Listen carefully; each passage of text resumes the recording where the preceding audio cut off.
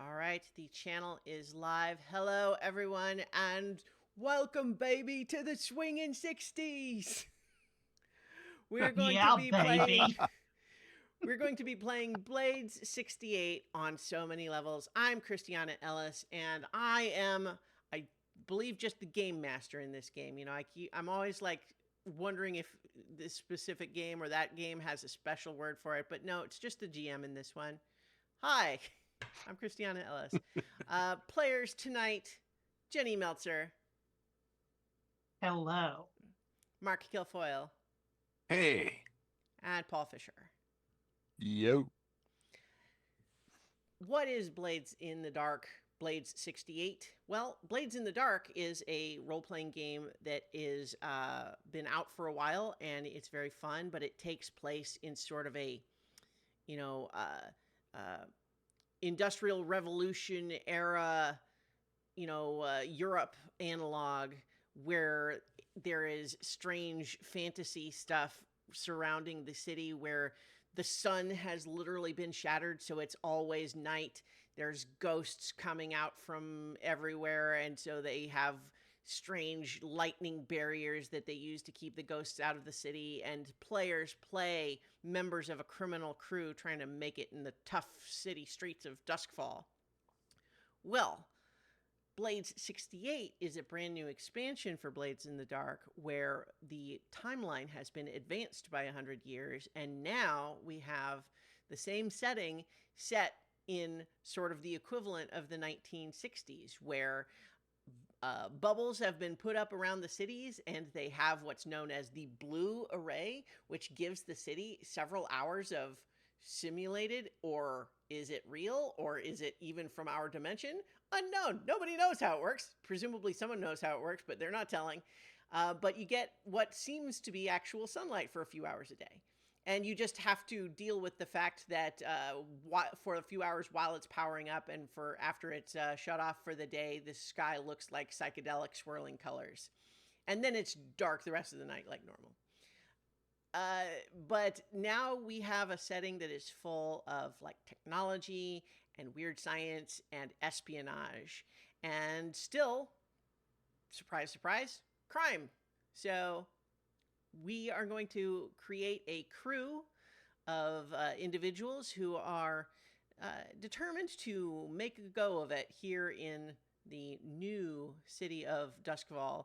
No longer in the Dark Ages, but now what's known as the Age of Consensus, because after a couple of big world wars, basically the Arcosi Imperium has lost a lot of the territory it had before, but has pretty much, got solid control over where it has been, and the majority of the population, or so it would seem, has accepted peace and security in exchange for the ability to do anything that the government doesn't like.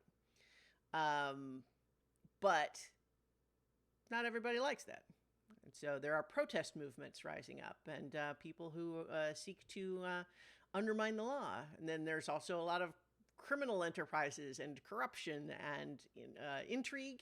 And that's the setting we're going to be playing in. Does that sound fun? Yes, it does. I think so. Yeah. So what we're going to do is go through, what's often known as a session zero. We've had some of these conversations a little bit earlier. You know what? I kind of covered some of this already, but what you're seeing on the stream now is I'm showing the backer kit preview PDF that you can get for supporting the backer kit. And it's got some early description here of just some of that sort of setting stuff that I had described. So I'm not going to reread all of that right now, but certainly some of it might come back into play. But one of the things that we're going to want to talk about in this setting, and we talked about this a little bit, but obviously, if we're talking about things like spy fiction, crime capers, and weird and sci-fi in a 1960s setting, there's a lot of different kinds of stories that could be found in there. And then some of them are more serious and dark and gritty, and some of them are less serious and dark and gritty. And kind of collectively as a group, it sounds like we are all sort of on board for something slightly more on the silly side. Austin Powers is the forbidden touchstone mentioned here. So I think that there's going to be some inspiration taken from that kind of storytelling. But one of the things that we also want to kind of talk through a little bit here, tone and content, just by deciding to go a little sillier is going to answer some of these questions, but we want to maybe just touch on some of these a little bit because it's a different kind of setting than we've done in the traditional high fantasy games. So it has examples here for saying if we want making 68 to be more colorful, we could say blue time lasts for as long as a regular day in our world, and it's always a bright blue sky. The world is literally vibrant and colorful. Horrors of the Deathlands and the paranormal are mostly forgotten and or more ridiculous and campy when they do appear. Anomalous effects like anti-gravity and time travel are frequent and may be comical. Now, those are just examples that would take it like pretty far on that side of the spectrum. Is that kind of what you would be looking for, or do you think that we would be like if that's one end, we're maybe somewhere not quite that far? What do you think? I don't think we need to go that far. Okay. So we will kind of we can feel out exactly what we're looking for, but we can still maintain some of the darkness, but not necessarily dwell on it too much. Lots of comic relief to go along with it. One of the other things that is worth talking about, especially because if you're going to set a game in the 60s, it makes sense that there are certain types of issues that might come up, things that were big hot button topics of the 60s and today, like, inequality and classism, the idea of governmental oppression, the idea of, criminals taking advantage of people, big corporations doing unethical things. Like all of these things are, or at least can be, parts of the setting and parts of the stories that we might tell. But we want to, I think, maybe as a group, just really quick, is there anything we kind of would rather just not deal with in our story? I'd kind of prefer that racism is not as, prevalent as some of the periodic stories. Sure. One thing about this setting, at least as written in the book, is that like race as in like skin color or appearance is actually generally not actually brought up very much, but certainly prejudice about where people come from. Like if you're from one of the other countries, that might be people might be prejudiced about that, but it's not about like skin color. It's about like cultural, if that makes sense. I mean, I like cultural differences, and they can make for fun, humor, and lightness too. So I'm okay for that. It's more of kind of the harder stuff that, Sure.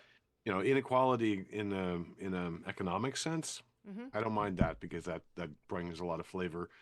Inequality in terms of power, yeah, absolutely. I think that's something that's very attractive in the setting because it gives you something to fight against too. Okay. So like, for example, in this content section, one of the things it talks about is there are common prejudices against Tycherosi and Scoves, which are some of the heritages you can pick. But as it kind of describes, that's less about like, you don't look right. And it's more about like you come from the wrong place. So your background is wrong, that sort of thing. So maybe we can include a little bit of that, but try to avoid things that maybe feel a little too loaded.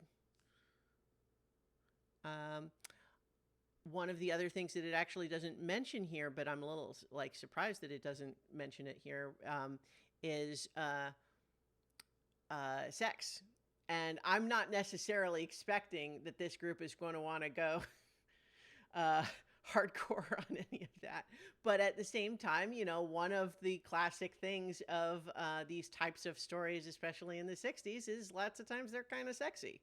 And so is that something we would want to We could, for example, have it be something that the characters are interested in, but we always fade to black or something like that. Or we could also just decide to not ever kind of point our camera there, if that makes sense. I think as a veil, it works pretty Okay. well. I like the idea of there being potentially seduction that's used Mm-hmm. to further the mission or whatever, but we don't need to go into detail Yeah, about it that. could be PG-13. Yeah, yeah. Yeah. Okay. Mm-hmm. That's Although kind of, sexy yeah. outfits for everyone, though. Oh, I mean, sure. Yeah. everybody looks good in a suit. Like sexy battle Well, wizards.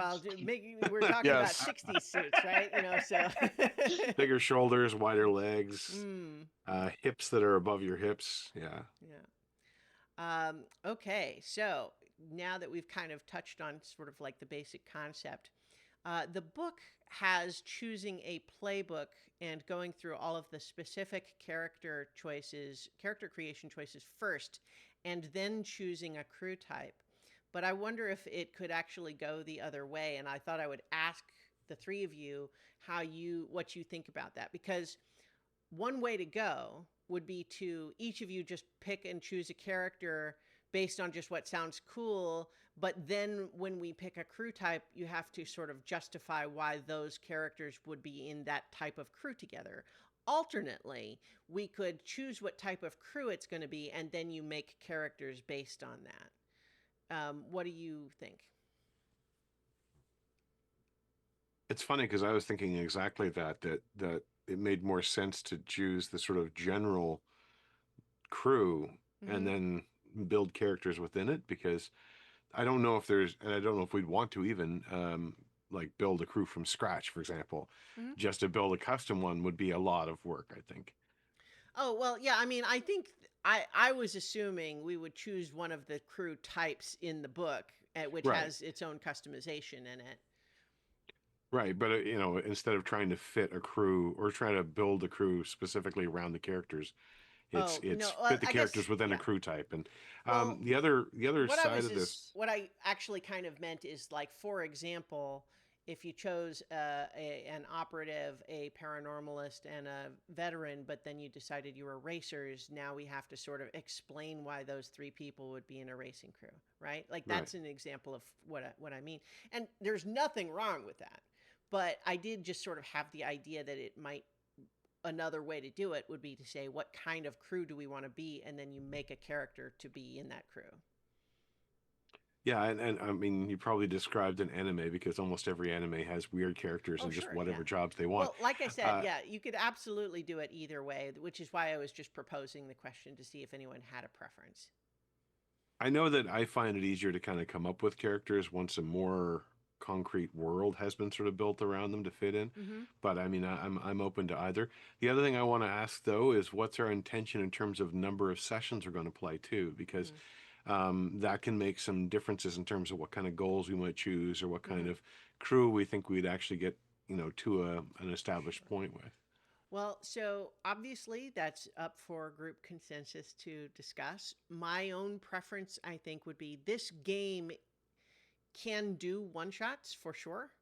And then you could also just do a score here and there if you want. But it does have a lot of fun stuff that is based on assuming a longer campaign. And when I say longer, I don't mean 150 sessions, but like 20, right?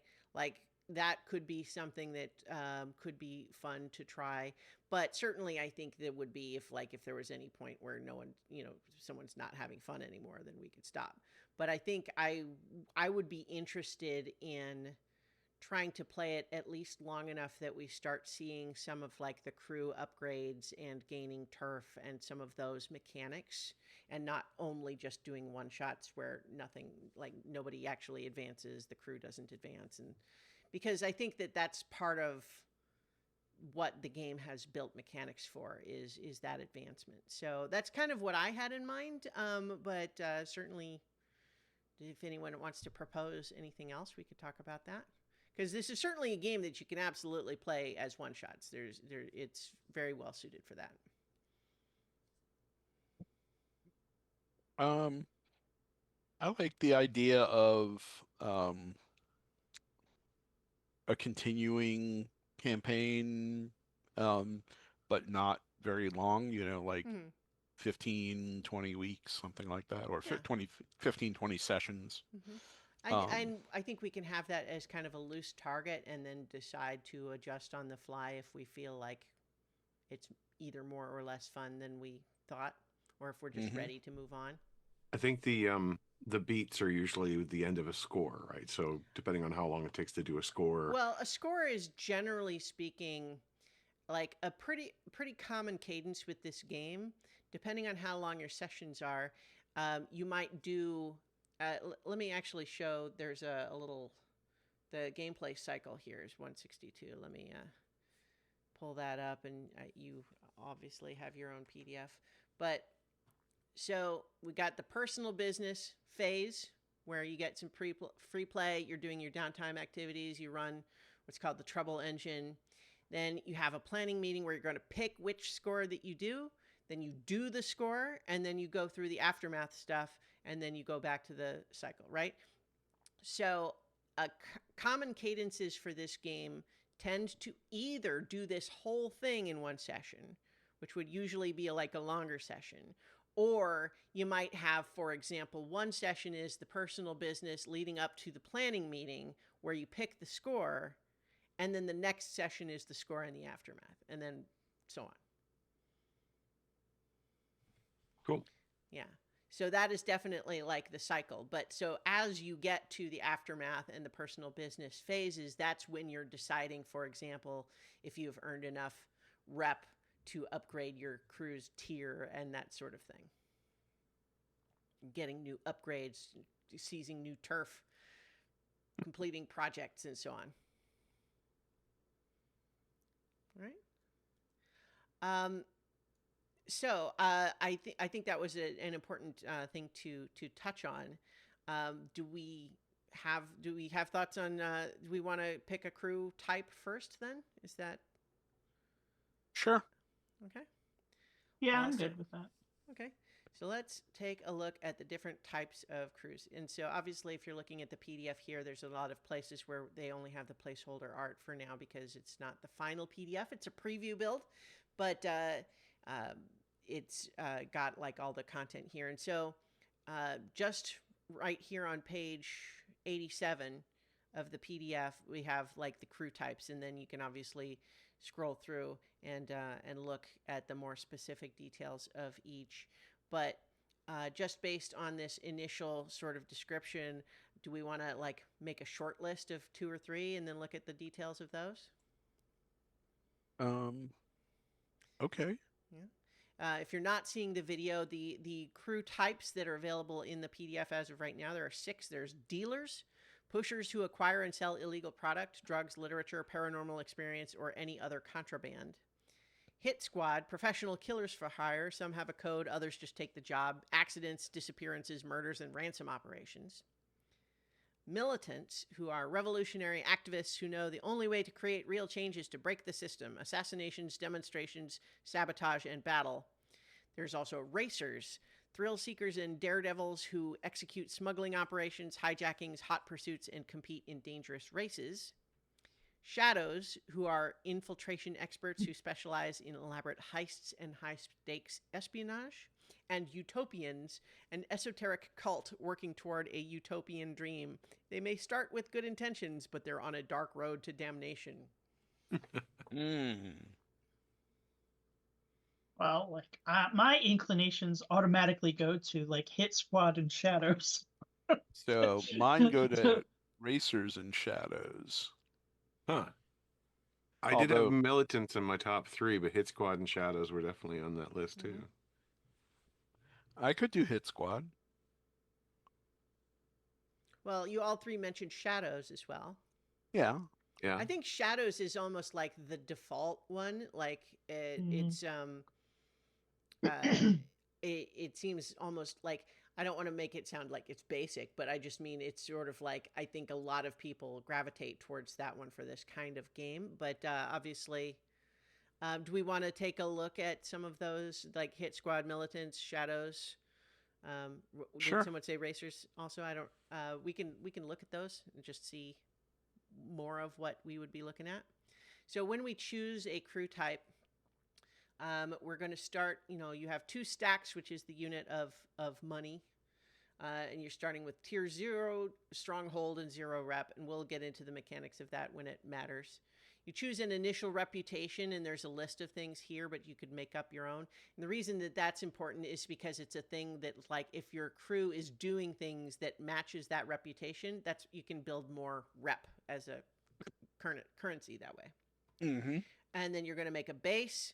You're going to choose some base flair, define your hunting grounds, meet your ward boss. These are all things that you do with no matter which crew type you do. And then you're going to pick special abilities and crew upgrades, favorite contact, and so on. And then some of the crews are going to have cohorts, which is the sort of group name for if your crew has like a gang of tough guys that you use to, to be muscle when you need muscle, right? Or, for example, runners, drivers, scouts, and couriers, right? So you can have either a little gang of people that are specialized in those sorts of things, or you can have an expert who's extra good and stuff, and then they can help you out and sort of fill out skills that your main party members might not have. It's kind of like the opening of the Mission Impossible TV series. Yeah. Yeah. So, like, the idea is the crew is not just you 3, right, as player characters. The crew is like more than that, and you have subordinates, but you start small and you might be building, right? We did that like when we did our Blades in the Dark, right. like in D&D, like we had started building out our crew. Yeah. The NPCs, the friendly allied NPCs, we built out as cohorts. But so in any case, let's take a look here. Nobody said dealers, so we'll scroll through there. Hit squad. Whoops. When you play as a hit squad, you earn XP when you execute a successful accident, disappearance, murder, or ransom operation. Are you professionals with a code you work to, or is anyone fair game? Between the Death Radar, Section 6, and paranormal instability, Duskfall is a dangerous place to be an assassin. The Death Radar is an interesting facet of this setting, is that because any person who dies can theoretically generate an echo, like a ghost, what happens is that there is literally a science magic thing called the Death Radar that is run by the government that as soon as someone dies, it detects it. If they die anywhere in the city, it detects it and klaxons sound that only people in the vicinity of the body can hear. And immediately, like, squads are sent out to collect the body and make sure that it's disposed of properly at one of the electroplasmic fusion centers. And this is an understood part of the society. People, this is not optional. But in any case, it just means that, like, if someone's going to die, then, anyone in the vicinity is going to probably need to deal with the Death Radar and Section 6. Not to mention the paranormal stuff can come into play too, because you're, acts of violence, etc. But so in any case, a hit squad is going to start with training prowess, which I think just means that everyone who has in that crew automatically can have higher values for prowess skills. And you have a cohort gang of muscle to start. You choose one of the favored operation types of killing, disappearance, murder, or ransom. So, for example, even though it's called hit squad, it doesn't necessarily need to be like hitmen who only kill people. You could, it could just be that you are like kind of like the A-team, right? Where you go in to solve a troubled problem. Like someone has been kidnapped and is being held for ransom and you need to rescue them, right? Like that could be an example too. And so we pick one of those. It doesn't mean that that's the only kind you do. It's that when you take that kind of job, you get bonuses for it because that's your favorite. We'd pick contacts. So some of the hit squad upgrades that you would get, or you could choose from anyway, like, let's see, where was this? So the starting upgrades is training prowess and cohort gang muscle. And then when you pick a crew, you get those starting ones and then pick 2 more. So like some of these others are, so like you're choosing between all of these different options for the upgrades, and then special abilities. So like take the shot. When any PC takes the decisive action to eliminate a key target, they get a +1d, which means you add to your dice pool. You're more likely to succeed. When you kill someone during a score, you can take 2 stress so it doesn't count toward heat afterwards. How does your crew avoid the death radar? So those are some of the kinds of upgrades. And so just to scroll through and look at some of the others. Did we want to look at racers, or was not? This one seems very Fast and the Furious inspired. I think I was the only one that was interested in Okay. that, so we can pass on it. All right. Let's take a look at Shadows. I think that was the one that was also like mentioned the most. Mm-hmm. So Shadows, when you play as Shadows, you earn XP when you execute a successful surveillance, heist, subterfuge, or sabotage score. Do you steal to line your own pockets, or do you have a larger project? Do you have any allegiances, or do you work for the highest bidder? And you start with a hidden layer, and you have a gang of infiltrators instead of muscle. You're choosing what your favored operation is: surveillance, heists, subterfuge, or cleanup. Special abilities. Synchronized watches. You may use assists or setup actions with any crew member regardless of the distance separating you. When you perform a group action, you can count multiple 6s from different rolls as a critical. And just that's the idea that like you're all able to, like even if you're all split up, which is often going to happen during scores, you could still do assists, which otherwise you wouldn't be able to do. Or Thieves with a Code. Complete a score with no deaths having occurred. Gain +1 faction status with the local citizenry. Sleepy Time, you have tranquilizer rounds.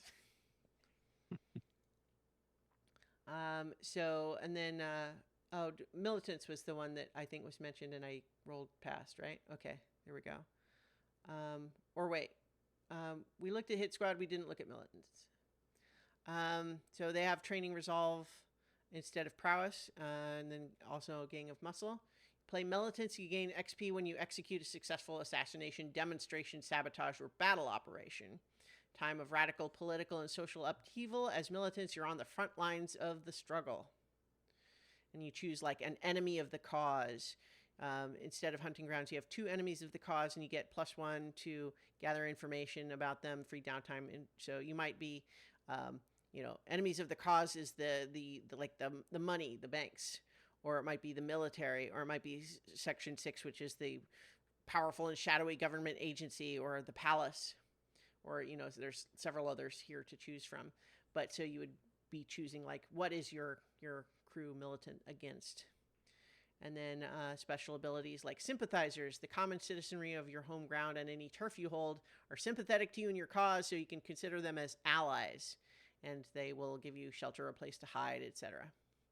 Like, so that's, there are lots of others to choose from. I'm just kind of reading individual ones as examples here. So having looked at those a little more closely, does anyone have kind of a new preference?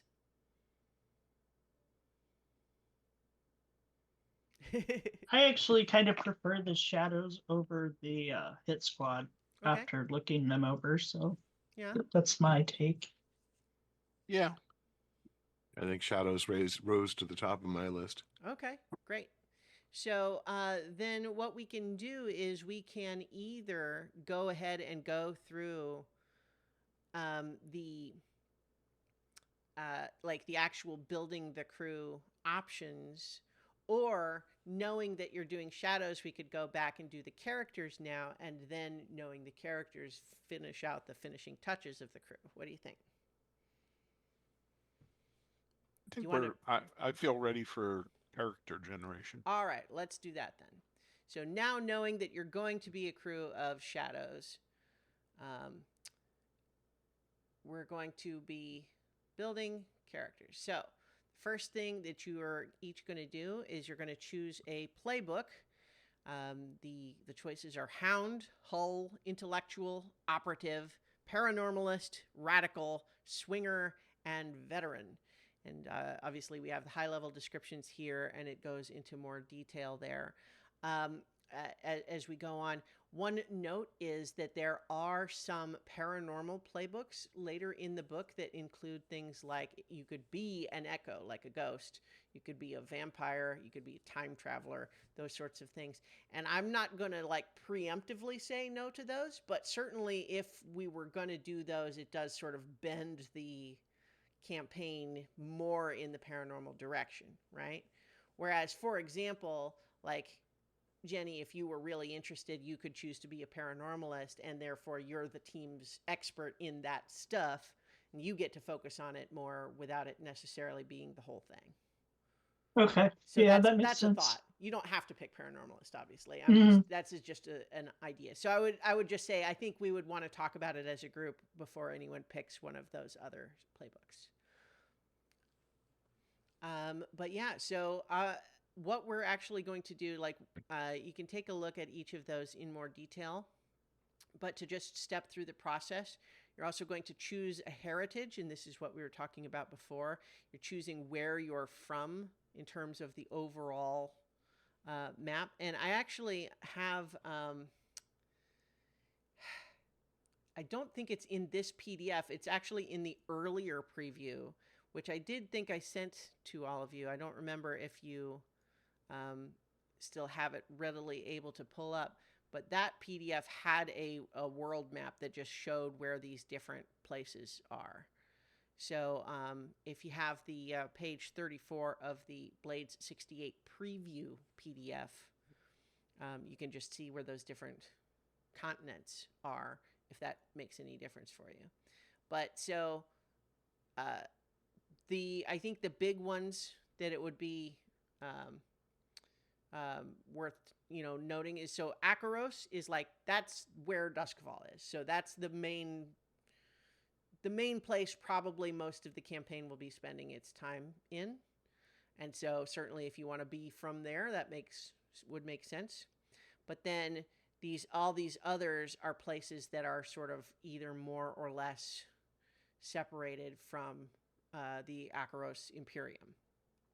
Like, so the Dagger Isles are basically, it's a little bit of a South America parallel, meaning you've got a lot of different islands that are sort of all, some of them aligned with other places and some of them not, and they're all kind of complicated and messy in that way.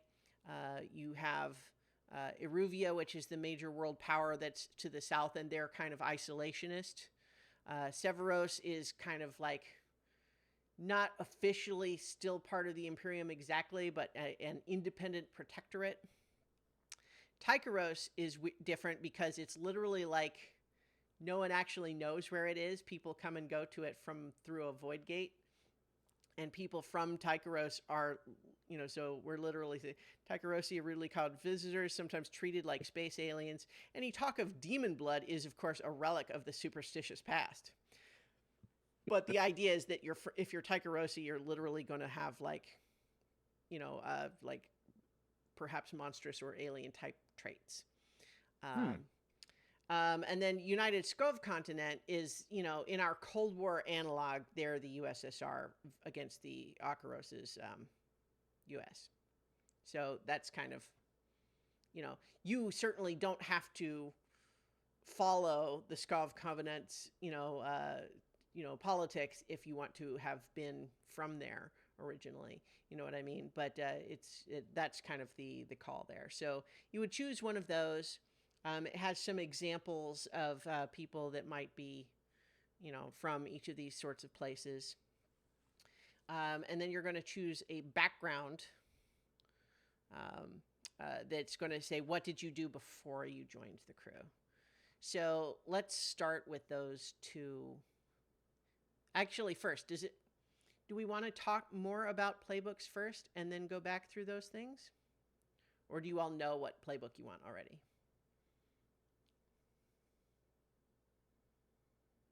I'm still looking.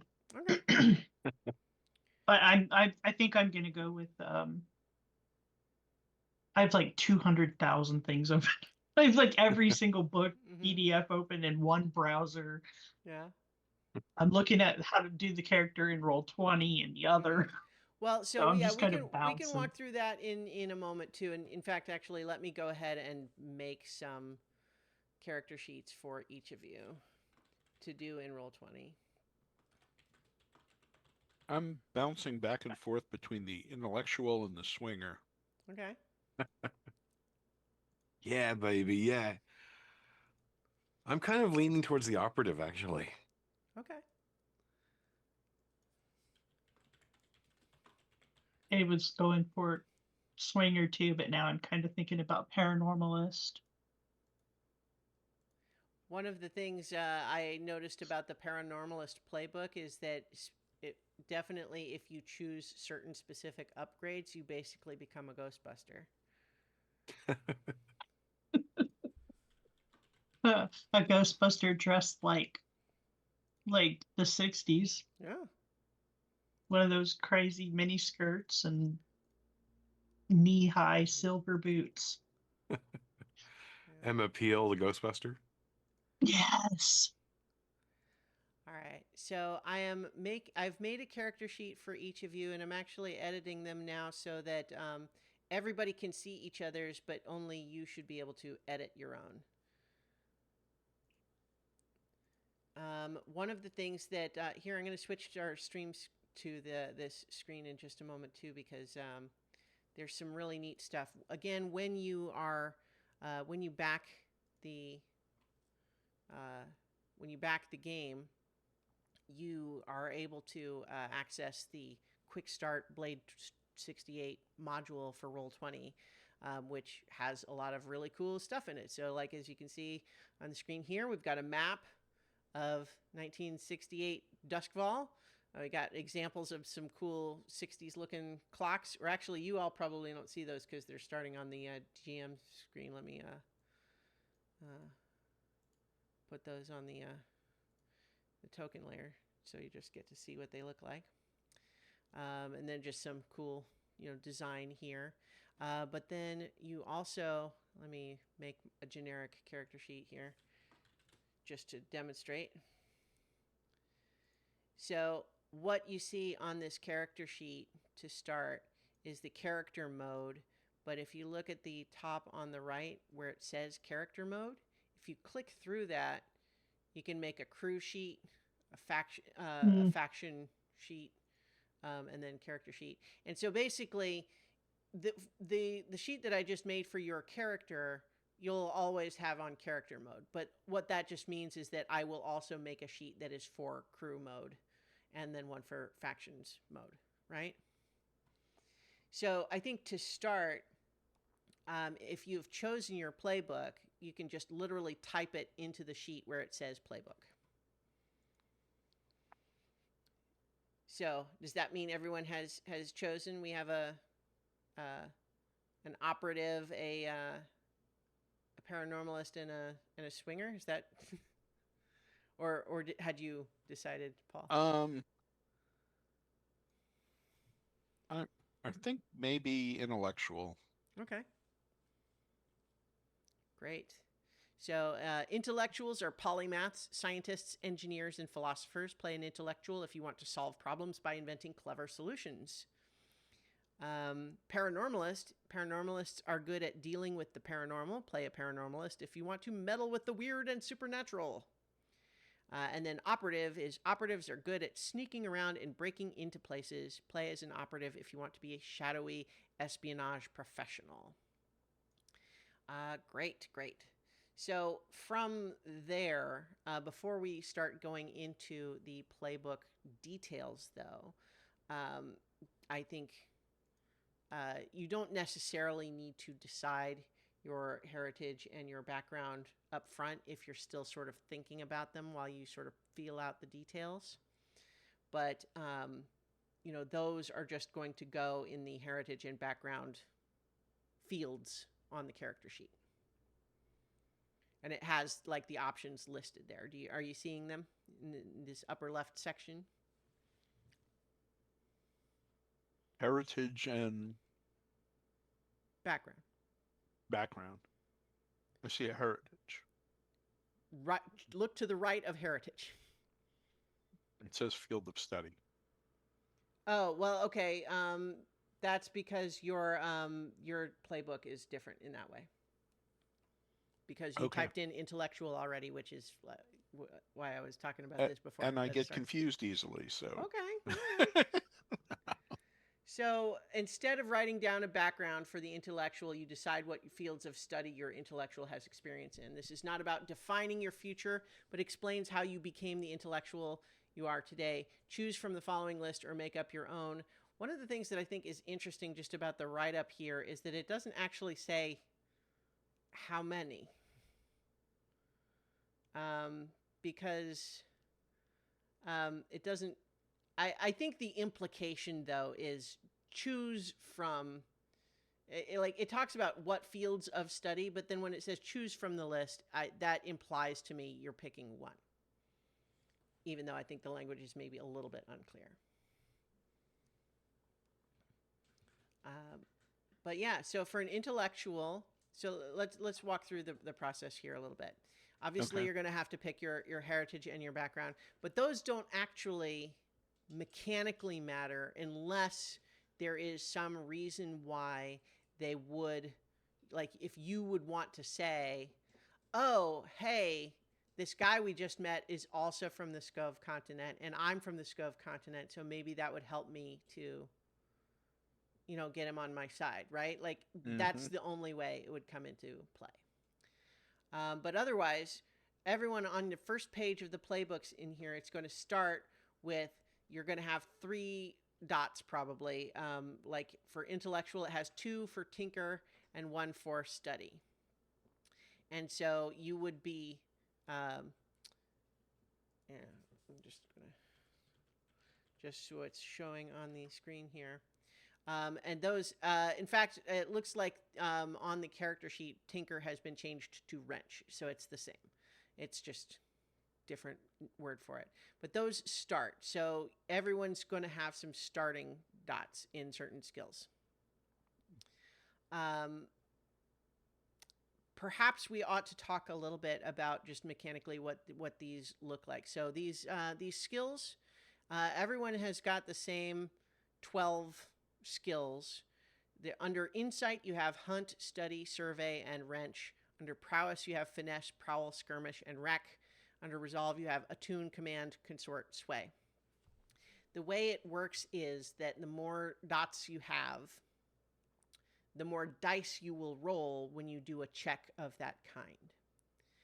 But one of the other things about it, the reason that they're divided in that way, is that the dots to the left, like on the left side of that little line, however many skills you have some training in under insight will make you better at insight resistance rolls. And same, whatever skills you have under prowess will make you better at prowess resistance rolls. And same for resolve and so on. And so what that just means is that when you are making a check to try to do something, you're going to be rolling one of your traits. But if you're trying to resist a consequence, you would be rolling one of those resistance things. So what that means is you can focus all of your little dots in a couple of skills to make yourself really good at those. But by being more spread out, more well-rounded, you're also likely to be more resistant to certain things. Does that make sense? Mm-hmm. Okay. So basically the process as you're looking at the details there. So you're going to choose your heritage, you're going to choose your background, or if some of these things will be a little different depending on what you pick. You're also going to choose keys. And keys are a new thing for this. And so these are, if you scroll all the way to the bottom of your little character sheet, there's a list of some example ones. There's also examples in the playbook in the book. But what keys are is that they're basically just like character traits, for like personality traits. And what you can use them for is that you can, when you feel like you are role-playing that trait, you can sort of mark it and get an XP for it. And you always have to kind of like call it out when you do that. Like, I mean, it doesn't mean that like if you don't call it out in advance, then somehow it's like retroactively not done. The point is just that it's supposed to be publicly known when you mark it. You'll note that when you go back up to the character sheet, there's fields for those keys right there.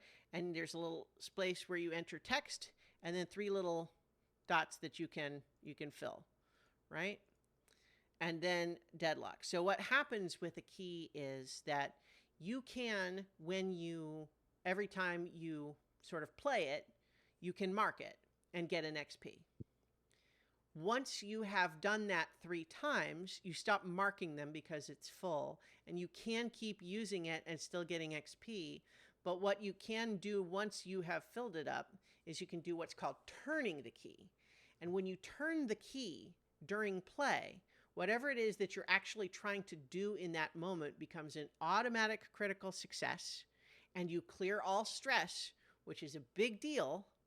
But that key now becomes deadlocked, which means that it's changed in some way. And that means that your personality is changing as a result.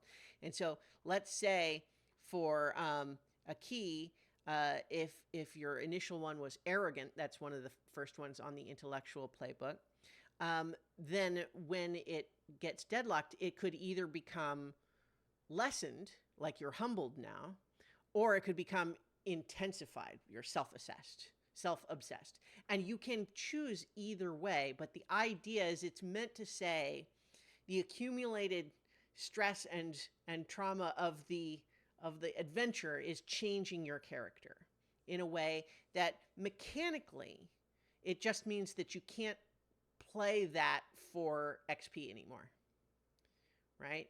So if you were always playing arrogant to get XP, once you have deadlocked it by turning the key, you can't continue to play arrogant and get XP for it. You can't play the new one for XP either. So it's permanent. And if you get to the point where you have filled all 4 key slots with deadlocks, your character has to retire. The other piece of that, though, is that if you ever get to stress, like stress is a track in this game. I'm trying to actually see on the sheet where it's being marked. Oh, there it is. It's actually right above the keys. So when you get full up on stress and can't take anymore, you have to leave this. Your character has to leave the scene, and you have to deadlock one of your keys.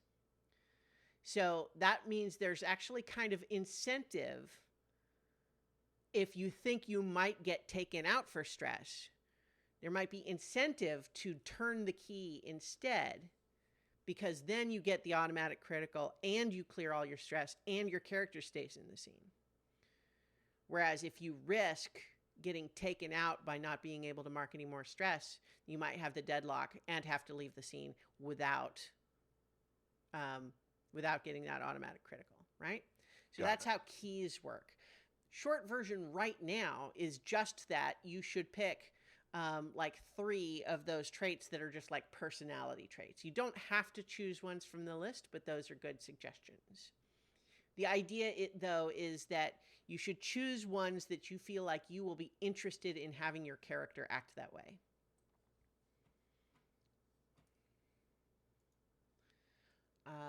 Does that make sense?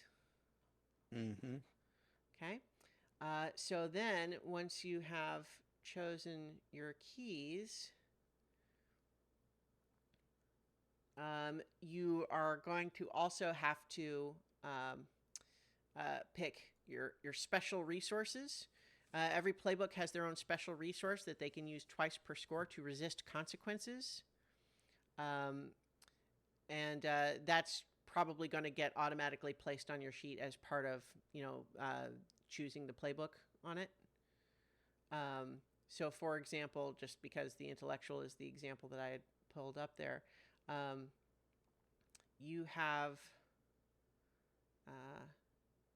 your where is that research? So the thing is that it's going to be hard. Oh, here we go. Researcher. Twice per score, you may use your research to resist a consequence of fatigue, weakness, or resonance effects, or to push yourself when working with a technical skill or handling resonance objects. And so that's kind of what that means. And so every playbook is going to have some variation of that. The special abilities. No, that's not. Well, okay. It's I guess it is under that, but that's what they've got things kind of in a couple of different modes here. I believe that because you're not supposed to have all of those special abilities, right? Like that's when you make the sheet or when you make your character. Let's see. Yeah, when you are making the character, and this is an example of a spot where some of this stuff you have to actually go reference the original Blades in the Dark book, because this is an expansion, not a whole standalone game. Mm-hmm. But so when you're making your character, you choose the background, you assign 4 action dots, meaning your playbook will start with 3 dots marked, but then you're going to assign 4 more for whatever you want.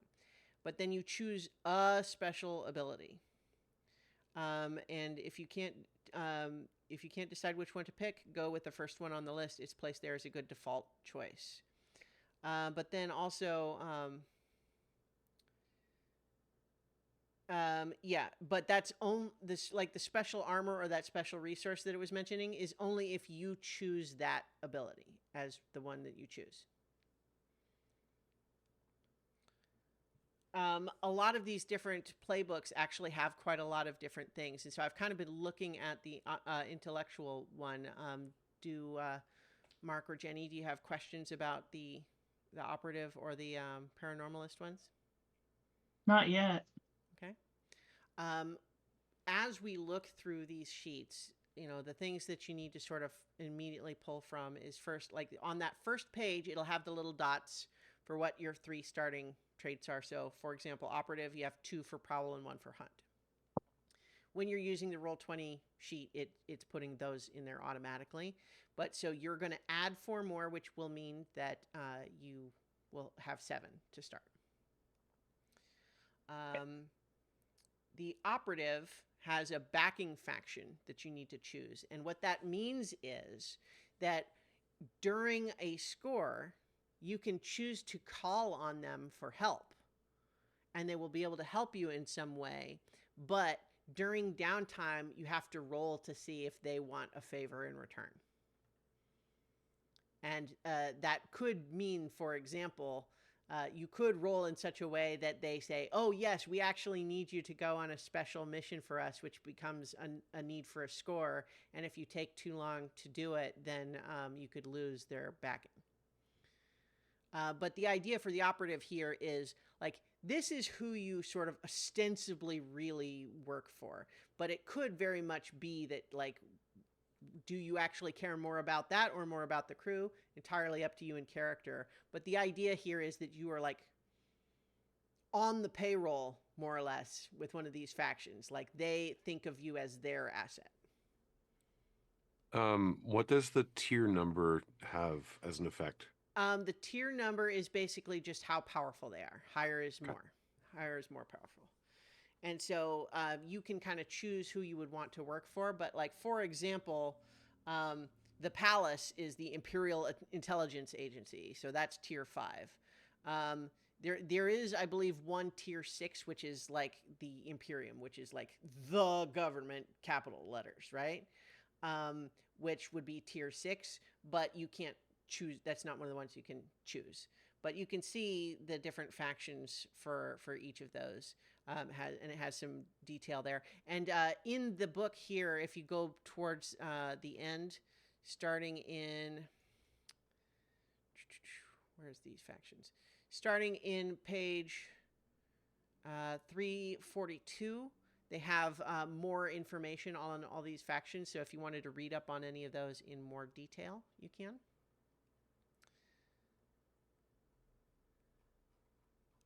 But yeah, so that's one big thing for the operatives, that they have that backing faction that you can draw on as a resource, but also might have to pay them back. And then you have the keys. You're going to, whoops, there we go. When you are making the character, so you assign your 4 action dots. You are going to choose one special ability from the list. And again, it's like if you can't decide on one, like the ones that are first on the list are intended to be like those are probably maybe the most generally useful. But obviously you pick the one that sounds exciting to you. And then each playbook has a list of NPCs that your character knows. And so you do know all of those, but you need to choose one of them who is a close relationship, like a good friend, family relation, lover, etc. And then you also choose another one who's your rival or enemy. But you do know all five of them, or however many there are. Then you're also going to choose your vice. And when everyone's ready for that, we're going to talk more about that separately. And then after that is record your name, alias, look, and so on. So does anybody have more questions about the parts that we've covered so far? The action dots, special abilities, friend and rival.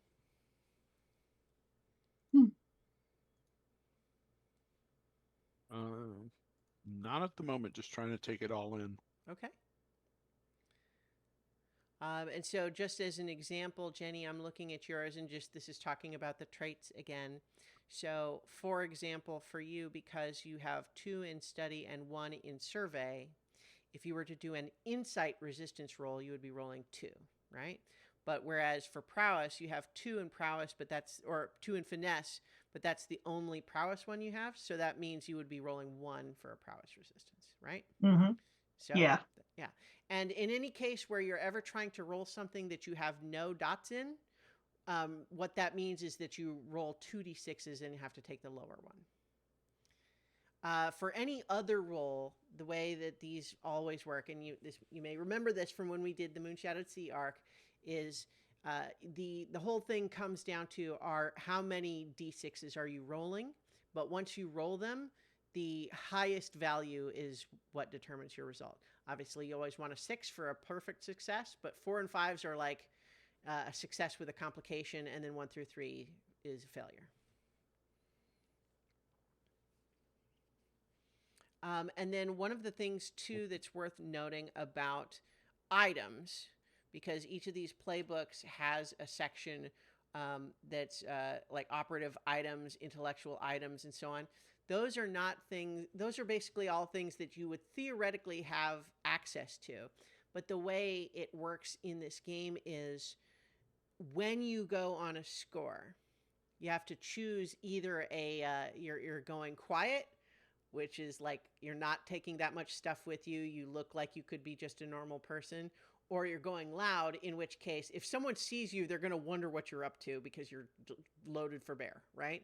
And so going quiet means that you have 3 load worth of inventory stuff, and you don't have to decide in advance what that will be. If you go loud, you have 6. But then you can see each of these items says how much load it requires. Mm-hmm.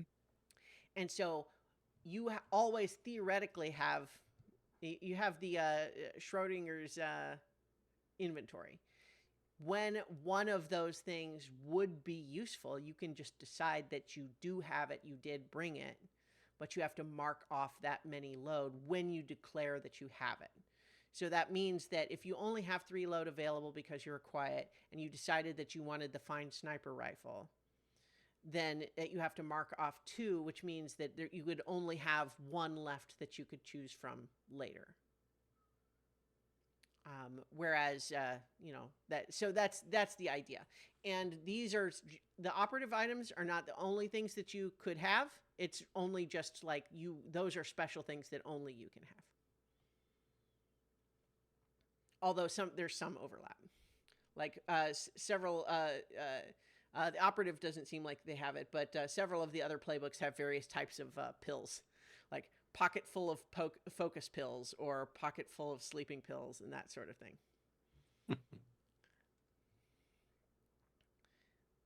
All Kind right. of like pocket full of kryptonite. That was the first thing that came to my head too.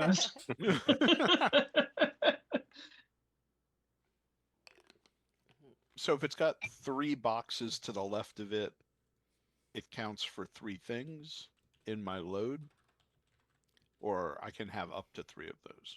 So the idea is when you are going on a score, you choose whether you're going quiet or going loud, which would say, do you have 3 slots or 6 slots? And then you don't have to pick which ones in advance. Oh, okay. During the score, if you decide that you would like to have brought one of them, you have to mark off that many score for that many load for it. Got it. Like once you declare that you have it, you can't retroactively decide that you have something else. Okay, but like armor has 3 square boxes to the left of it. Armor is a different thing. It's not the same. Or gadgets has 3 boxes to the left of it. Yes, I know, but what I'm telling you is that armor is a different setup. That armor has a different meaning. I could talk about it, but it's a different thing. Actually, no, I take it back. You're right. Armor takes up 3 load, so that means that if you wanted to go quiet, that's all you can have. Right. But yeah, hold on, I'm replying to a good question in chat of saying, Blade 68, is it basically just like Gaslight Era with the next century's tech and skills, or are there lots of integral changes to the system? And instead of typing the answer, I'll just say, as we've just kind of been discussing, setting-wise, it is just advancing that same setting to, the next, century's technology and so on. But there are also a fair amount of changes to the system. There's some neat new things. For armor, basically what armor is that if you're wearing it, then it can reduce the severity of any incoming harm by 1. But if it takes too much, then it gets totaled and stops working. That's what armor is. And so, but armor is actually, so it has the little 3 boxes by armor under items. Yeah, that would just mean if you decide you have armor on, then it's going to take up 3.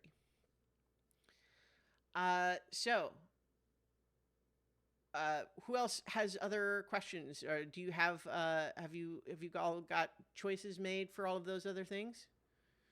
If so, then the only question I have is like for keys, do you have to do the deadlocks too? Or no. You choose the deadlock when it happens. Okay. Yeah. So you choose the key now for who the character is, how you're going to play them. And then in the moment where you're either forced to deadlock the key or you choose to turn the key, at that time you choose which way it goes. Okay. And you're not forced into the words that they use there. The point is just that it represents a significant change to your character's personality. Okay. All right.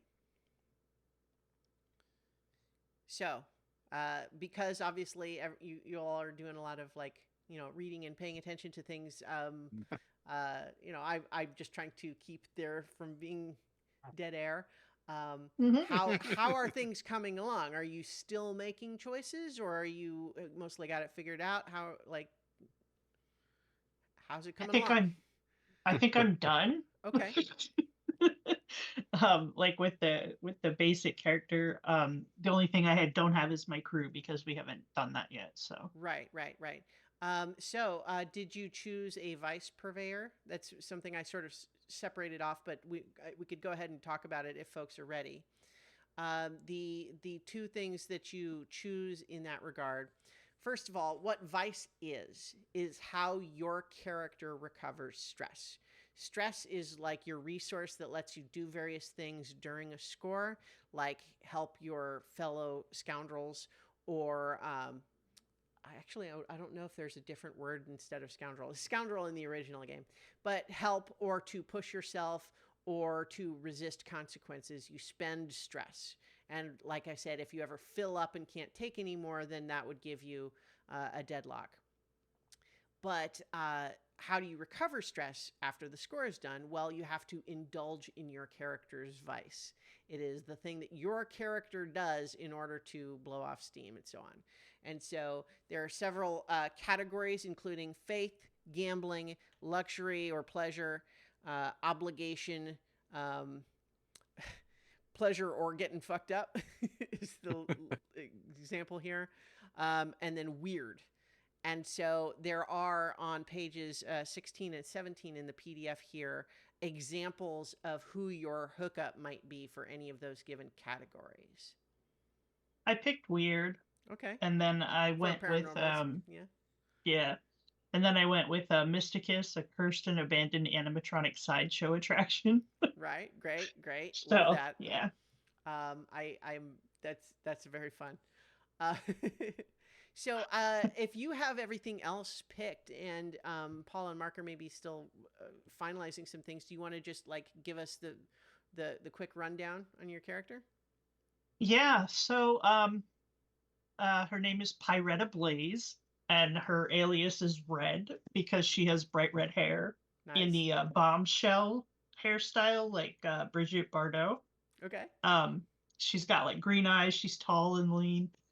And she wears like a black A-line dress with flames that flare up the front, and then knee-high black boots with flames on them.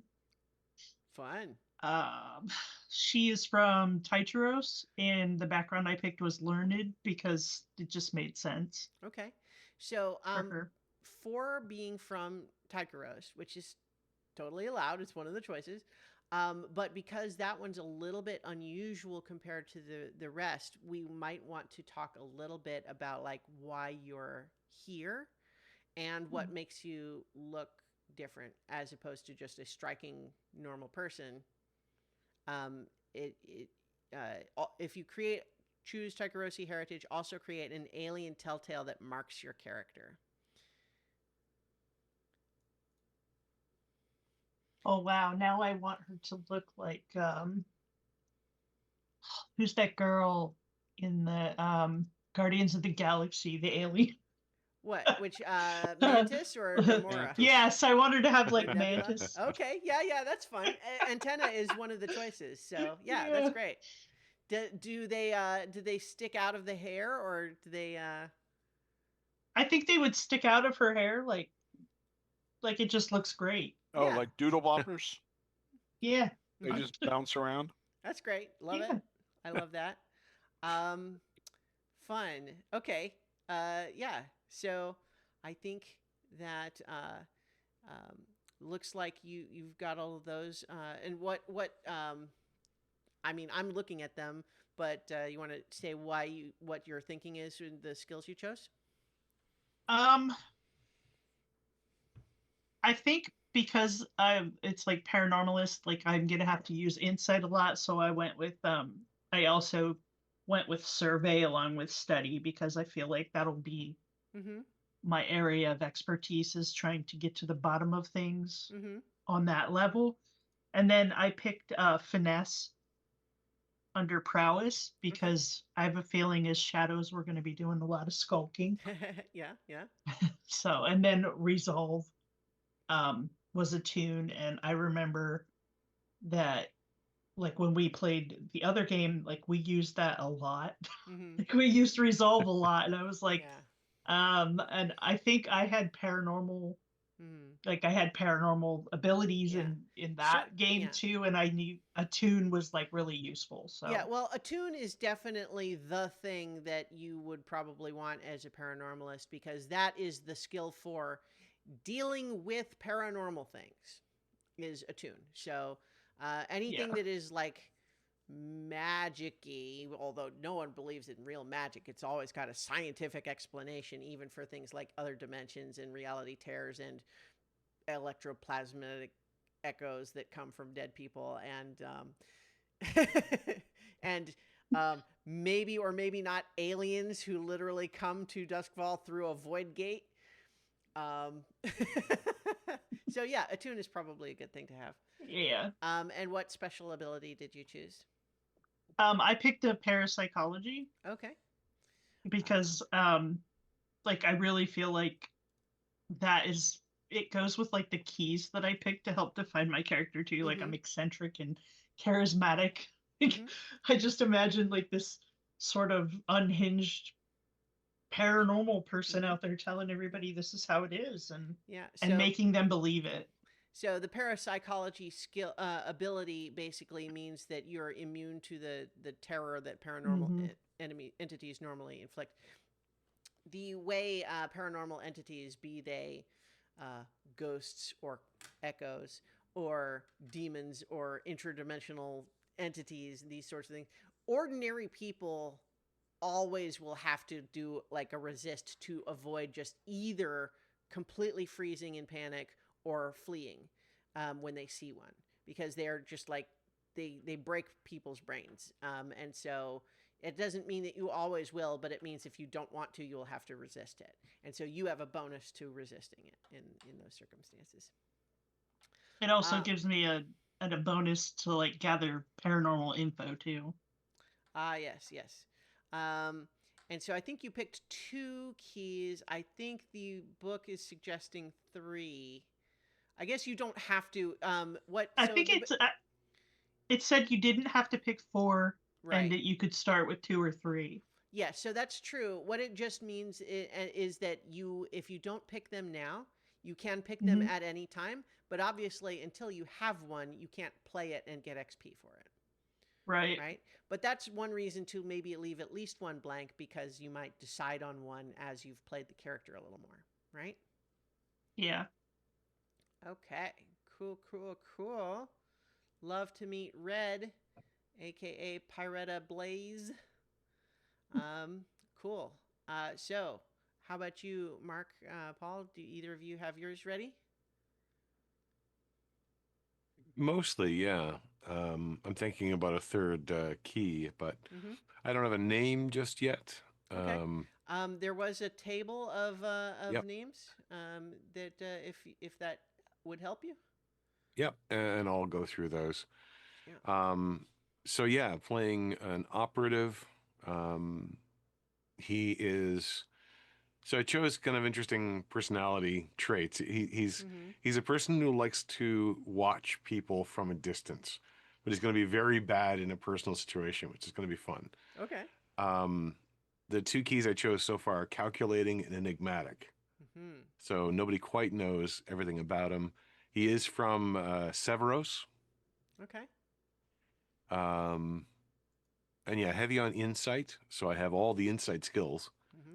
So Uh, Severos, just to for people who don't know, Severos is a land of windswept plains. Severos was the first to join the Imperium, and although is now an independent protectorate, the tendrils of Akaros are deeply embedded. The ruling class send their children to Akarosi schools. Akarosi corporations extract the profit from the nation's factories and farms, and so on.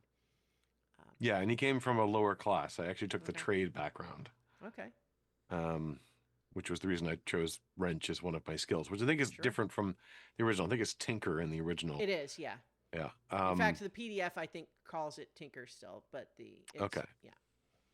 Um, yeah. So the trade background, I haven't figured out exactly which trade, but basically Mm-hmm. working class, and then kind of worked his way up.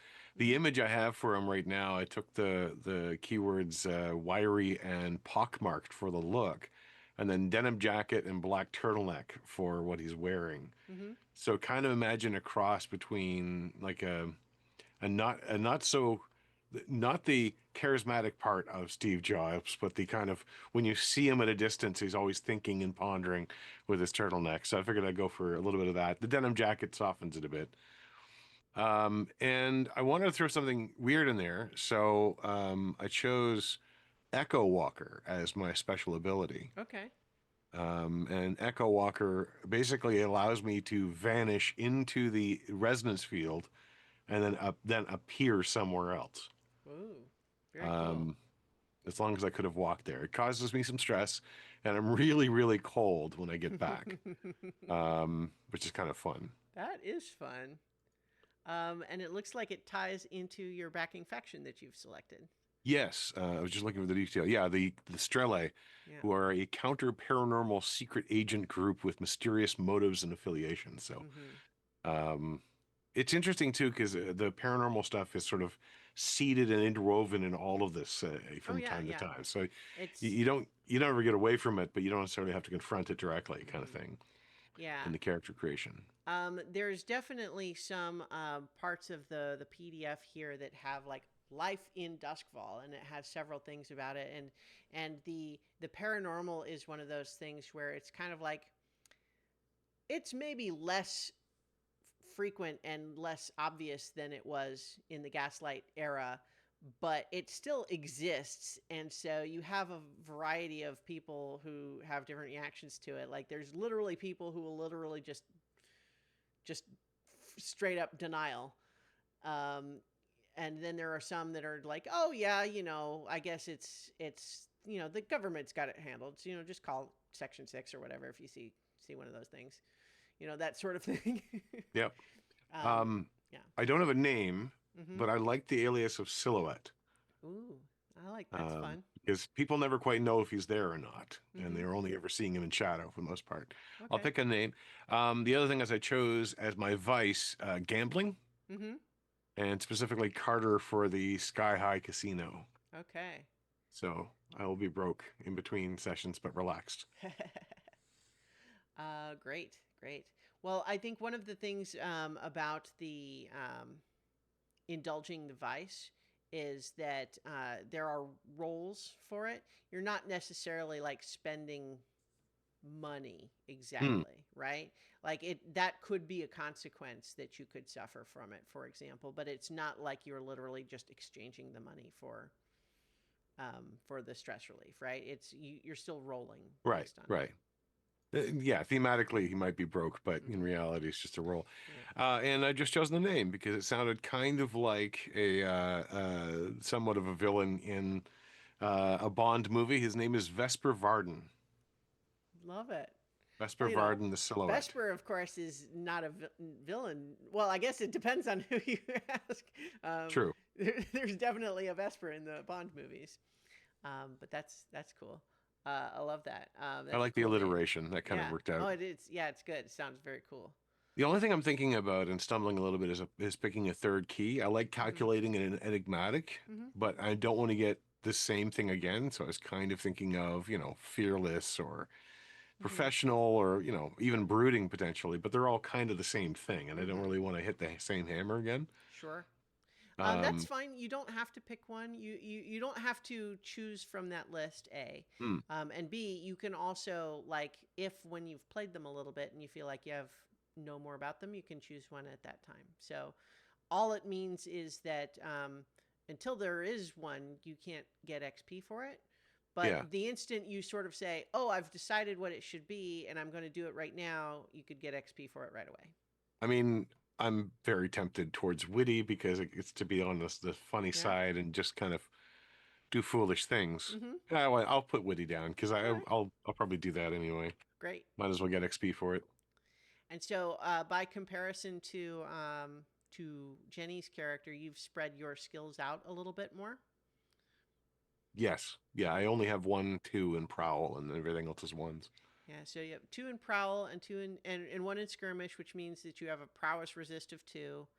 For Insight, you have Hunt, 1 in each in Hunt, Study, Survey, and Wrench, which gives you an Insight resistance of 4, which is pretty good. But then for Resolve, you don't have any in those, and so yeah. Awkward personal conversation. Yeah, you don't have to. I don't think you mark those in that way. That's just that's what the dots indicate. I'm trying to remember what those little markers are. I will refresh my memory in terms of the. I was trying to remember if it was a shortcut or if that's for stress. That is for advancement. It is like when you are right advancing, you're putting, once you fill up that track, you can add a new dot to that Gotcha. area. That's what those are for. Okay, cool. So I think we covered everything, right? Yeah. Okay, so are you ready, Paul, to go through your character? As ready as I think I am. All right. I am Falwell Stoke. Hmm. My alias is Crash after going through 2 different plate glass windows in the same day. It's a long story. His look is professorial. Mm-hmm. He wears a tweed jacket with patches at the elbows. Um, I'm going to say his heritage is from Akaros. And although I don't know exactly what it means, I chose the field of Sparkcraft. Sparkcraft is, you probably read this in the PDF as well, but it's like applying practical scientific and mathematical principles to the development of new inventions. Examples are mechanics, electroplasmics, which are basically this settings electronics, chemical engineering, aeronautics, terminal programming, SparkMind development, and hull engineering. And related to that, we're going to have to choose your SparkMind assistant. And that's actually one thing we have to do for your paranormalist too, Jenny, is you have a loyal resonance entity that we have to build.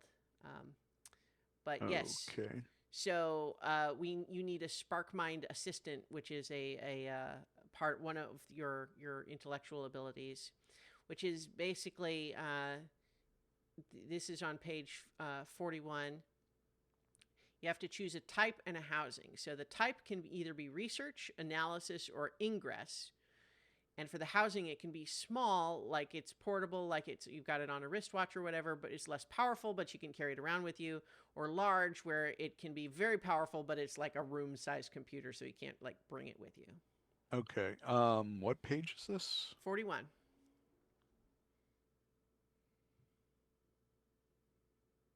Okay.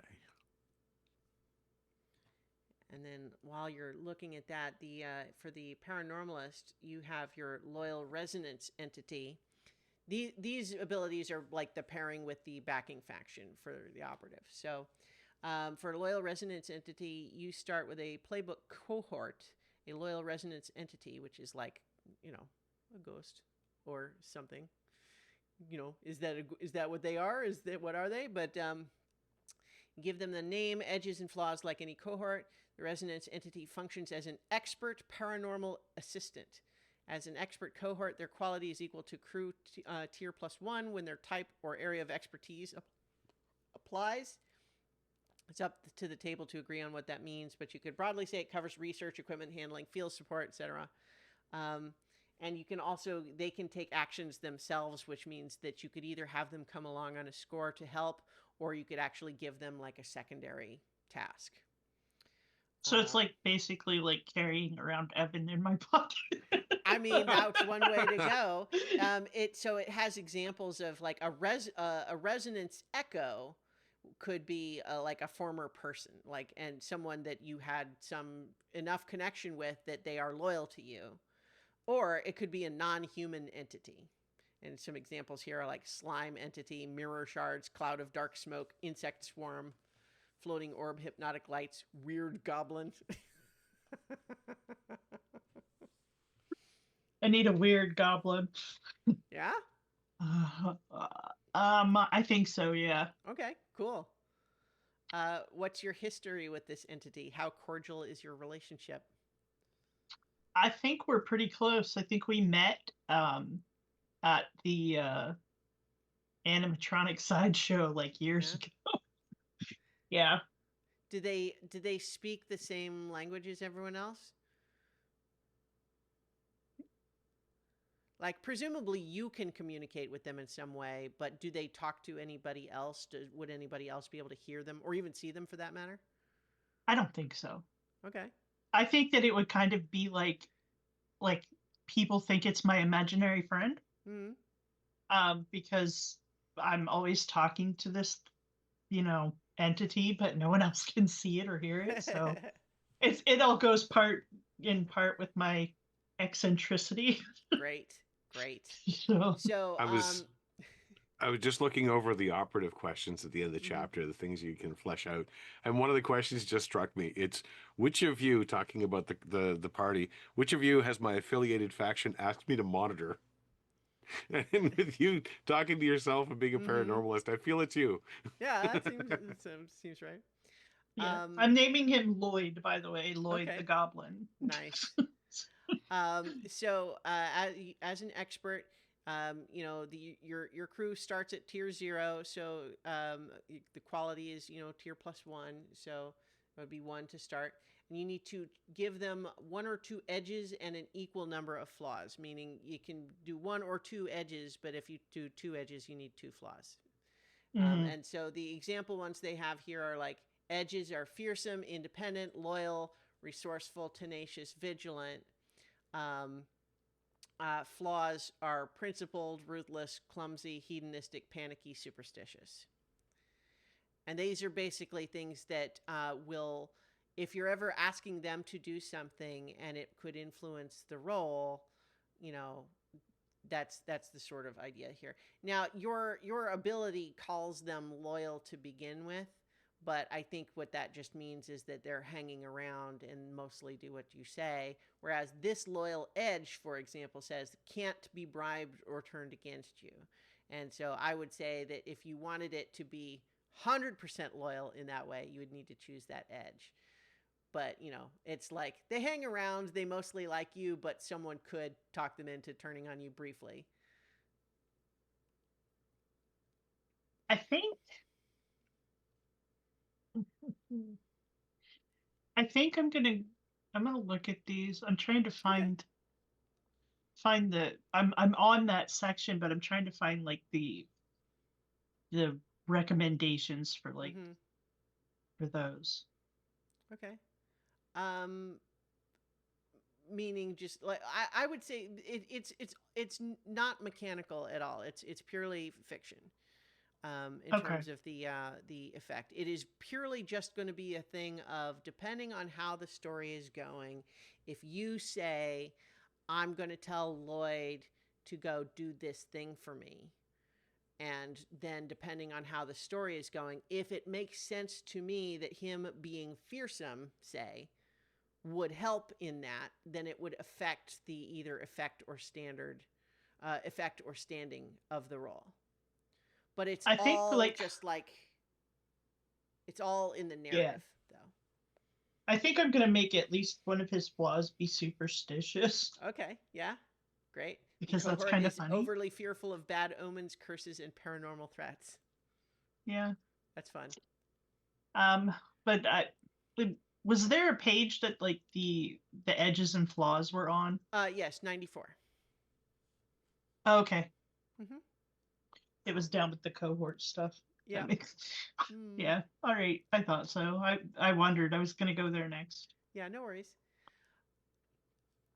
So I think that was a good call, Mark, about those questions. Do we want to have everybody run through those? Um, I think what we should do is so take turns introducing your character, and then take turns asking the group one of the following questions, and so I think, you know, um, so go around and then go around again, ask another question from the list, or pass when everyone has passed. Move on to the crew. So it sounds like everyone has kind of got most. Oh, so did you decide about your spark mind, Paul? Yes. Yeah, your spark Uh, mind my, assistant. my Spark Mind assistant is Francesca, aka Franny. Mm-hmm. Uh, she is specialized in research Mm-hmm. and has a small uh, form factor. I don't know if you ever saw the movie. I can't remember if it's Latitude or Longitude, where they were talking about the development of clocks in Britain and miniaturizing them and making them more accurate. But Okay. there was a pocket watch which was, like the size of your face. And that was, the latest technology that, the lieutenants had in order to keep time because that's how you knew where you were Mm-hmm. longitudinally speaking, Okay. which, would keep you from, you know, getting smashed against rocks. Yeah, Uh, sure. uh, and and so I was thinking that Franny was, you know, a large size pocket watch and that he has a like a vest pocket that Hmm. she resides in. Uh, So and there's some stuff about the world building that your character would know based on your Sparkcraft expertise, mhm. um, which is that practical applications of paranormal science. Spark Tech is any device that utilizes electroplasmic circuitry, making it inherently paranormal, advanced and complex electronic machinery. Now, that doesn't mean that you have to treat it like it's that it's paranormal, but that's kind of ultimately how the technology works here. Is that a lot of the modern wonders of Duskfall in the year 868 is actually I think it might be 968, but the they've discovered electroplasmic fusion, which is great because before you used to have to hunt down and refine Leviathan blood, right? So that was very dangerous. Yeah. It was very lucrative for the people who controlled that industry, and they don't have that anymore. But, that only caused a couple of world wars. Anyway, that's the past because now we have electroplasmic fusion, which people should maybe not think too hard about the connection between that and the fact that when people die, they have to have their bodies taken to be incinerated in the local fusion stations. Mm-hmm. Mm-hmm. Just don't think too much about it and you'll be fine. Yeah. Electroplasm makes modern life possible, powering everything from the city protecting bubble down to every humble light bulb. Electroplasm was once refined from Leviathan blood, but today it runs on electroplasmic fusion. This super efficient process turns a deceased person's psychic residue, their resonance echo, into raw electroplasmic power. Whereas once the dead were cremated to stop their echoes haunting the physical plane, now they are cycled through the fusion plant to contribute to the safety and prosperity of those still living. The body remains intact, and Section 6 disposes of it privately and respectfully. But you are not allowed to see where. And Of course not. but yeah, so like that is kind of the basic there. But a spark mind connects to class 6 metadimensional entities, traditionally called demons, that if captured and stripped of their essence through a very technical process, they can be harnessed into a little computer. Okay. And usually they're fine after that. Usually. They're helpful and they're nice. So Yes. the Are, point are is we that are we back Francesca. to Discworld somehow? Yes. That's what I was thinking. So the point is just that your spark mind, since you are I'm reading all of that specifically because the average person is kind of inclined to not think very much about how any of that works. But you do because that's literally your expertise, right? And you Mm-hmm. have a little spark mind of your own that you work with, right? So the point is that you know that detail because of that. I, I think some of the others are kind of open secrets to anyone who has kind of like the education to even ask the question, but mostly people don't necessarily know all that. Okay, so that's your Spark Mind assistant, Francesca. Yep. How did you come by this Spark Mind assistant? Did you build it, steal it, rescue it, or find it by chance? How long ago? I think I built it. Yeah. Yeah. Um I think it was part of like a contest Mm-hmm. or um, a rite of passage thing for his his position, or trying to get a position as a a scientist, a doctor, a Mm-hmm. teaching position. Like, you want to show people that you have more than theoretical knowledge, you have the practical capabilities and engineering skills. And so, like, you don't show up without a SparkMind assistant because you're not getting the job. Mm-hmm. It's just, like, that's just expected. So was Francesca a rival, a relative, or a teacher of yours?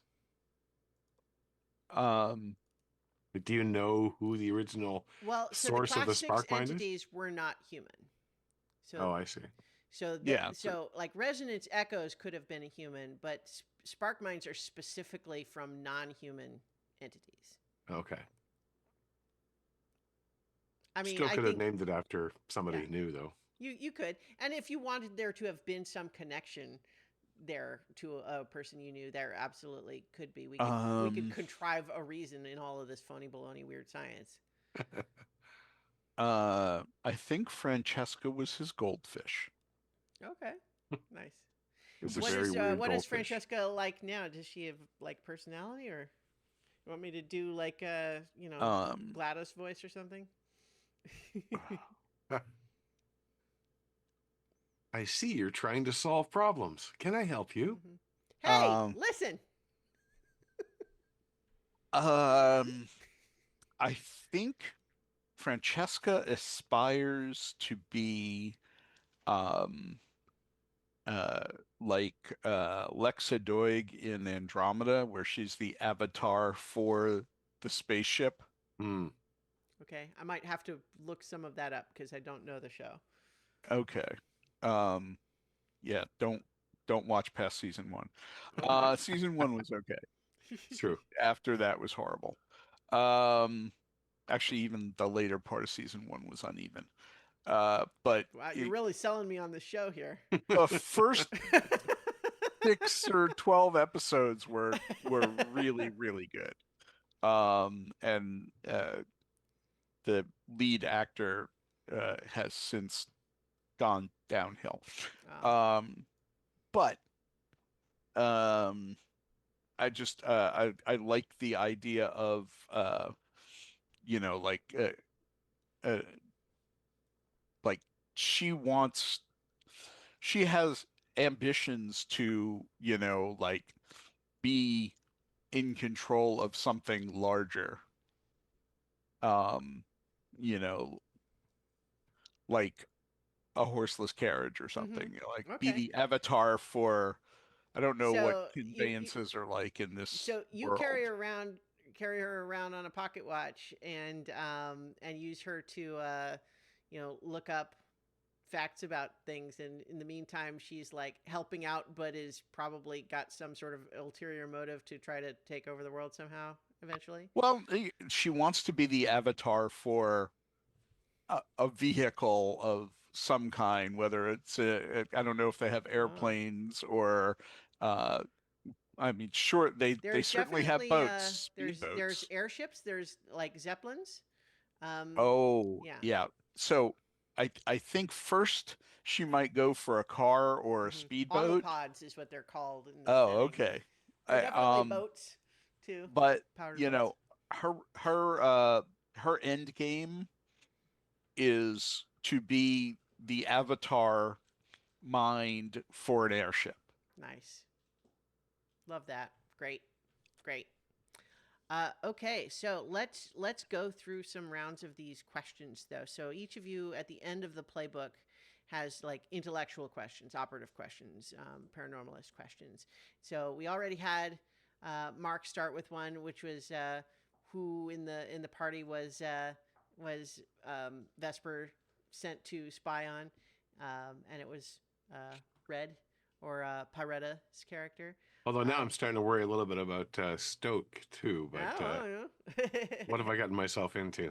Well, it could be that when you showed up, you discovered there was even more to know. So let's just kind of keep going around. The suggestion here is that you just kind of take turns asking those questions until you feel like you're not interested in any more of them. Well, I want to know which one of you has helped me with the paranormal experiment. I feel like it would be the goldfish. The former goldfish. Yes. Well, um, Well, one of your companions also routinely slips into the resonance field, which is like a parallel That's dimension, true. and then shows up somewhere else very cold. Yeah. But I don't know. Maybe he's not fun to talk to. I guess we'll find out. Hmm. I mean, helping with an experiment probably is more the professor. Hmm. yes, I Mhm. I would agree. My kind of helping with experiments is usually making sure that they don't succeed too well, Hmm. and then cleaning up inevitably afterwards. Nice. So yeah, I would think that would be me. Okay. So that means it's your turn, Paul, for one of the questions, or Is there follow up. which of you finds me pretentious? Oh yeah. I think probably both of us a little bit. Mhm. You find him useful but pretentious. I just find him pretentious. ¿Por qué no los dos?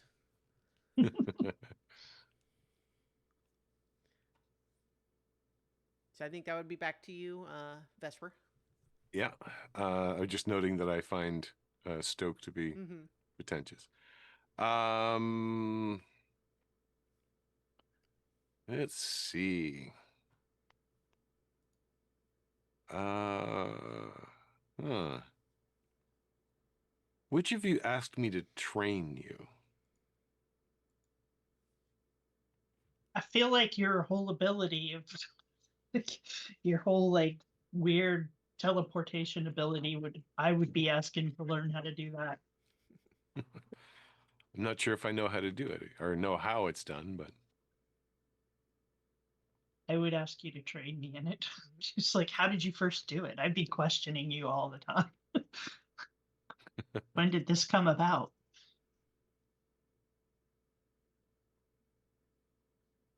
Um, which one of you has asked me to read your fortune? Hmm.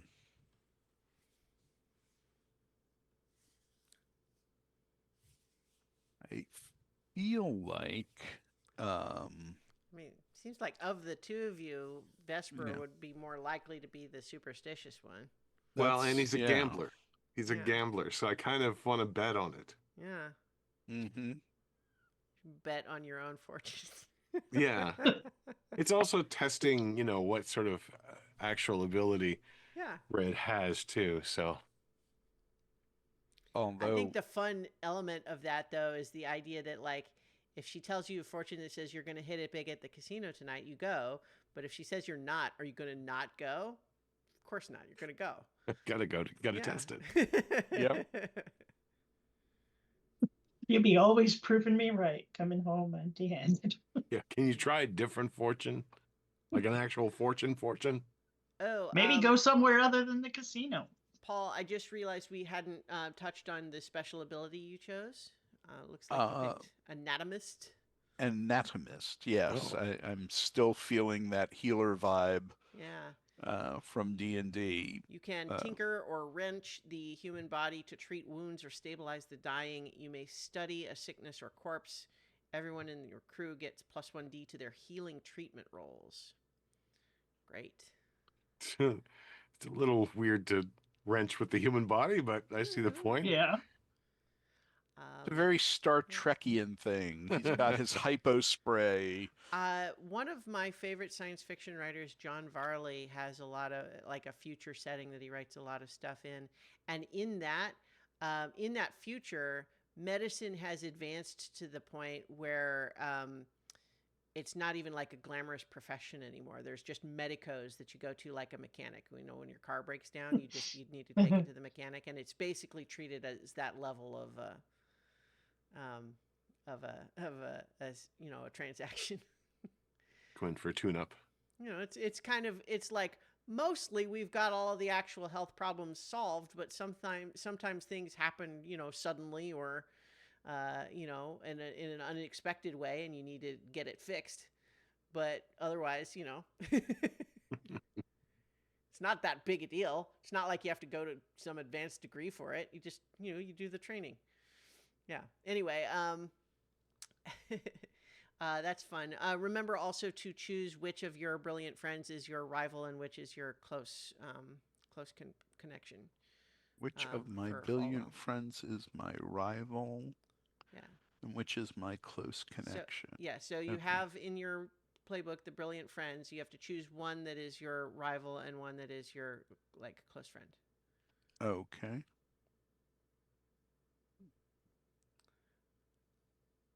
And And so you do I don't have mark to. that with an up arrow and a Yeah. down arrow? Yes. Okay. Okay. So did you guys want to keep going through those other questions? When you're ready, we can move on to the crew stuff. But some of these are good things for you to start figuring out who your characters are, what their relationship to each other are. I'm kind of curious, like which one of you is skeptical of the paranormal?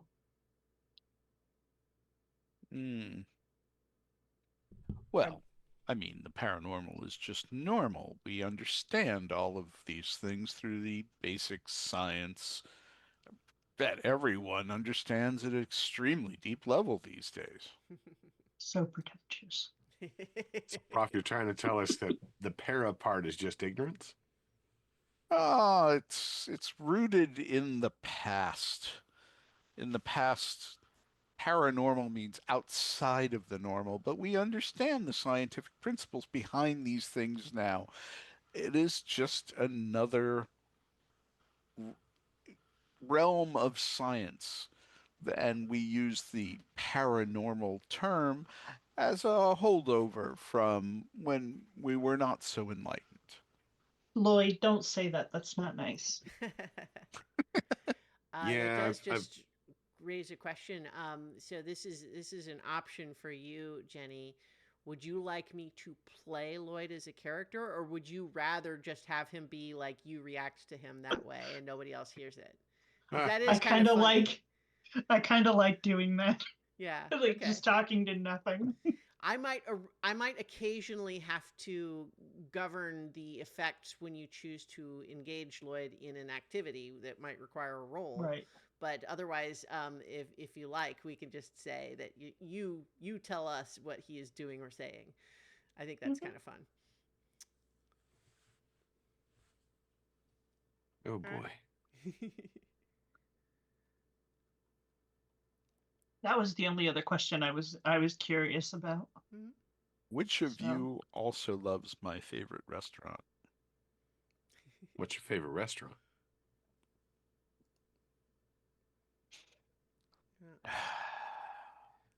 You always answer a question with a question. Well, Why, so is that a you problem? picked pleasure as so. Are you a foodie? Is that your vice? No, my vice is pleasure. Okay, well, but one of the options for that is like when you say pleasure, what does that even mean? Like, Oh, everybody likes pleasure. The point is, it's like a pleasure category. So, for example, one of them is gratification from lovers, food, drink, drugs, art, music, etc. So you could be a foodie.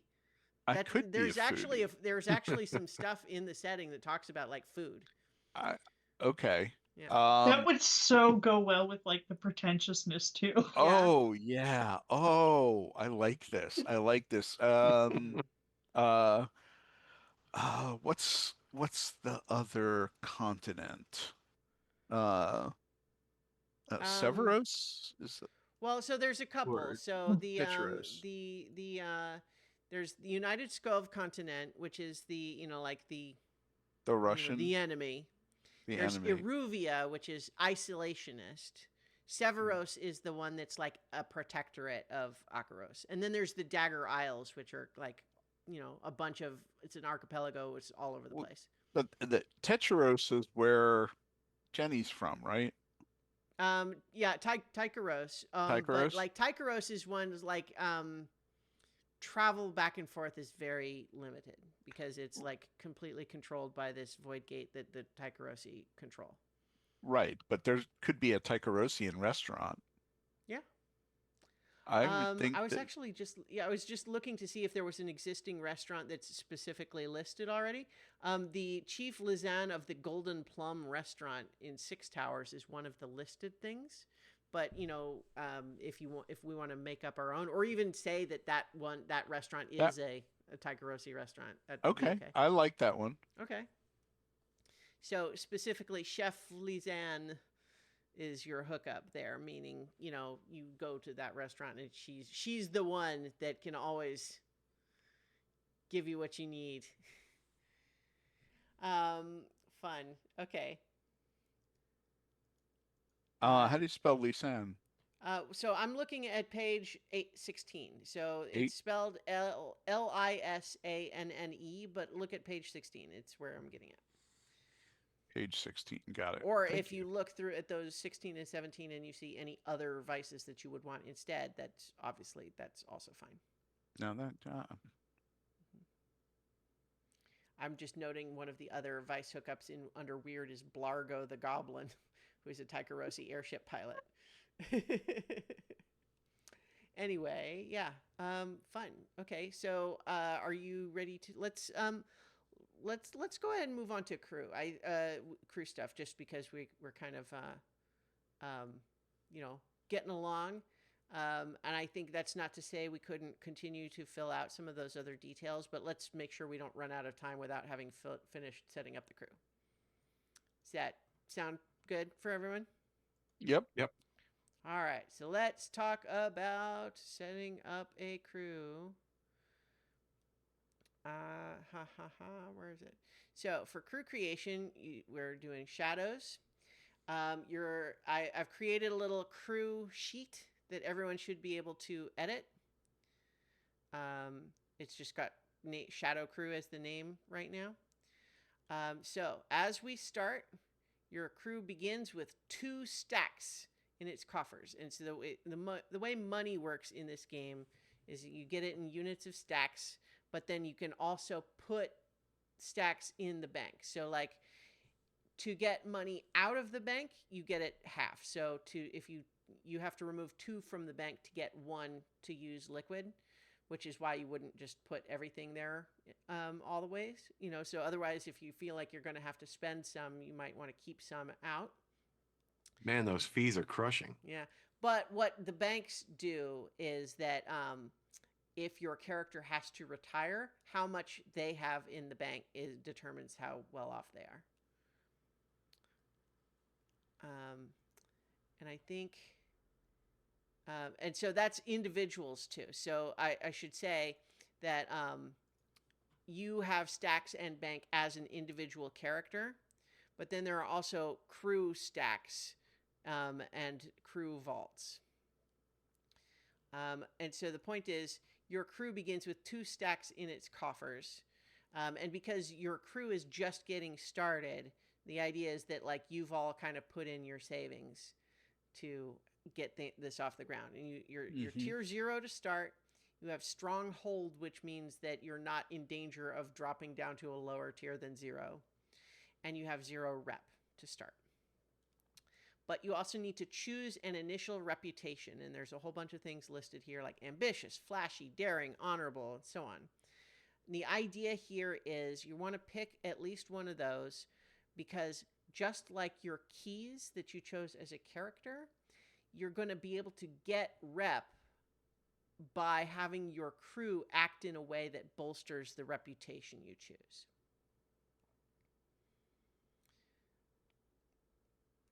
And rep is what's going to eventually allow you to advance in your crew.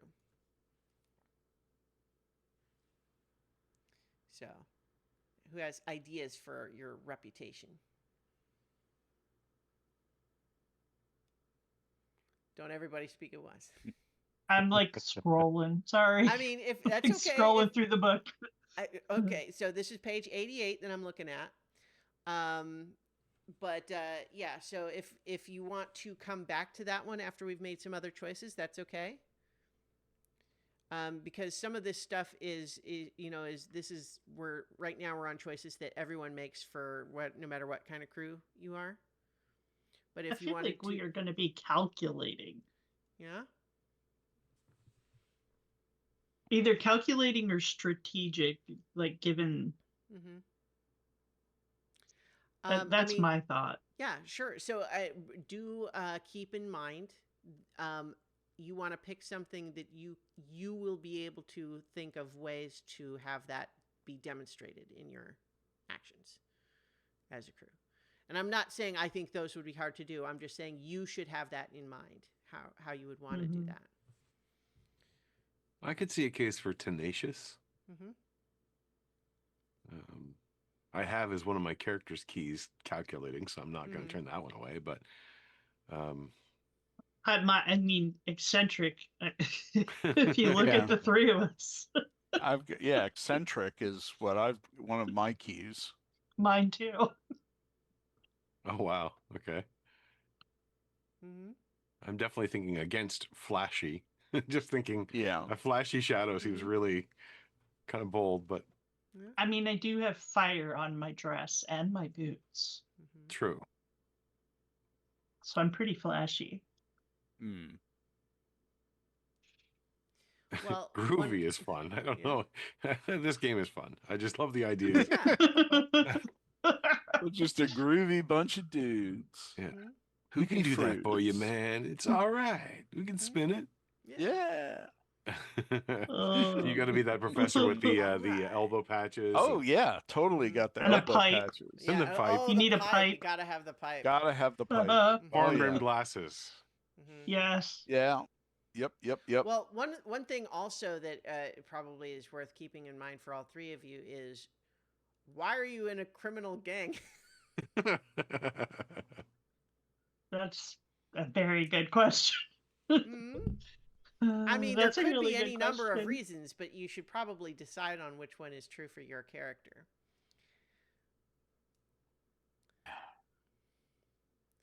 So, In order to truly advance in the world and get to the point where Francesca and I can have our own airship,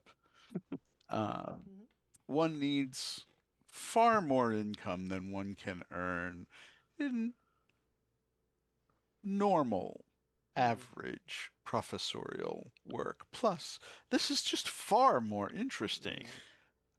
well, I wonder too if, just based on your character, like someone with your expertise could probably do pretty well if they were wanting to be part of one of the big sort of like corporations. But then you would probably have a lot less choice about what your work was used to do. Mm-hmm.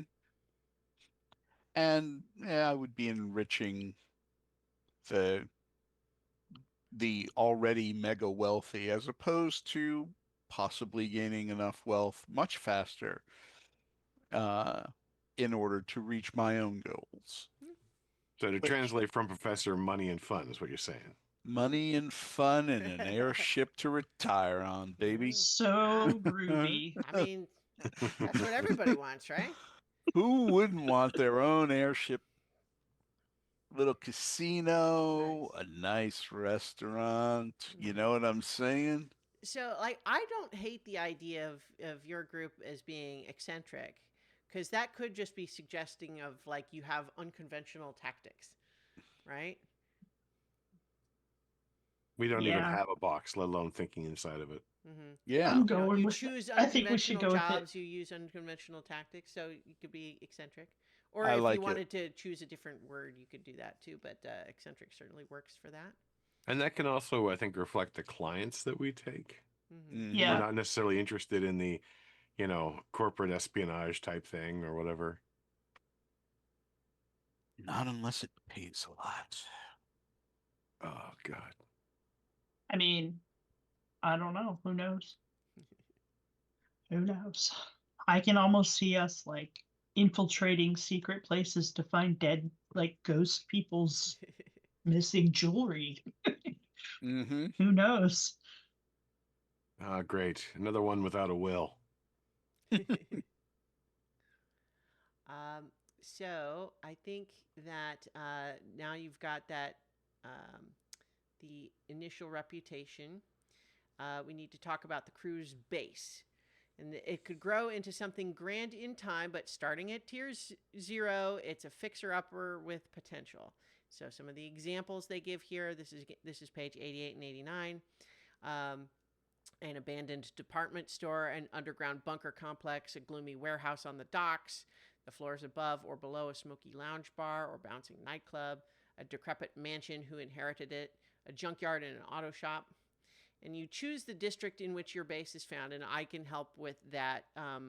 But it's like, are you based in some derelict area of a wealthy district, or is your base one of many other rundown buildings in a destitute area?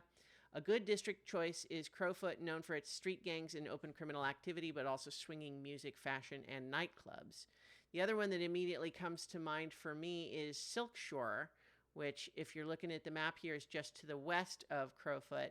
And part of the reason I mentioned that is because specifically, obviously, you could have your Vice connection in Silk Shore be there without having to have your base in Silk Shore.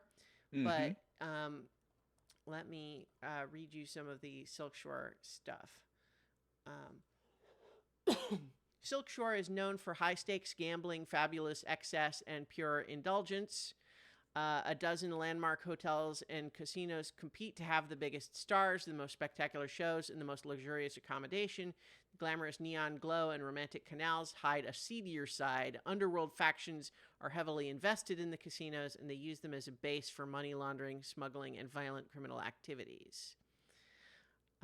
But also specifically, one of the areas in there is the Spark Graveyard, a former fairground long abandoned, now a resting place for elaborate neon signage of the many failed casinos and hotels that come and go in Silk Shore. Forgotten animatronics rot between the towering skeletons of weathered metal signs. Ooh, I like that. That's where I think go for my Vice. That's what I was just going to say. But you could Yeah. also potentially have your base there. So Silk. Yeah, so all of the districts are rated in terms of their wealth score, security and safety score, criminal influence score, and paranormal activity score. And so Silk Shore, for example, 4 out of 4 wealthy, 2 out of 4 security and safety, 4 out of 4 criminal influence, 1 out of 4 paranormal activity. Whereas Crowfoot is the other one that they kind of mentioned. By comparison, is 3 wealth, 2 security and safety, 3 criminal influence, 2 paranormal activity. Crowfoot is at a crossroads, literally and metaphorically. Sitting at the heart of Duskfall, Crowfoot has traditionally combined many qualities from neighboring districts, the illicit vices of Silk Shore, the labor and trade of the docks, the poverty of Char Hollow, and the classic architecture of Charter Hall. Recent years have also seen an influx of wealthier residents and businesses, bringing an increase in property values and rents. This displacement of the original population and the loss of community identity has led to many conflicts over resources and territory. So there are all different kinds of districts. If you all have any kind of like a vibe that you would be interested in, I could read just some of those little 1-paragraph summaries of any of these others, or if you feel like you would want one that's a more wealthy area or a less wealthy area.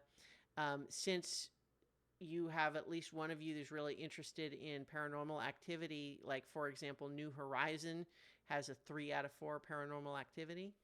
What about Six Towers? Six Towers, I think, is that's like a high, a gloomy district shrouded in seemingly perpetual rain and fog. Six Towers is the business center of the city, dominated by imposing office blocks and skyscrapers where hives of white-collar workers earn their salaries. These new commercial towers are built on haunted foundations. Look closer in the narrow alleys, and shadowy corners, and you'll still find leering gargoyles, Gothic stonework, and an ineffable sense of unease. It's best not to dwell on all of that. Commerce never sleeps, and there's work to be done.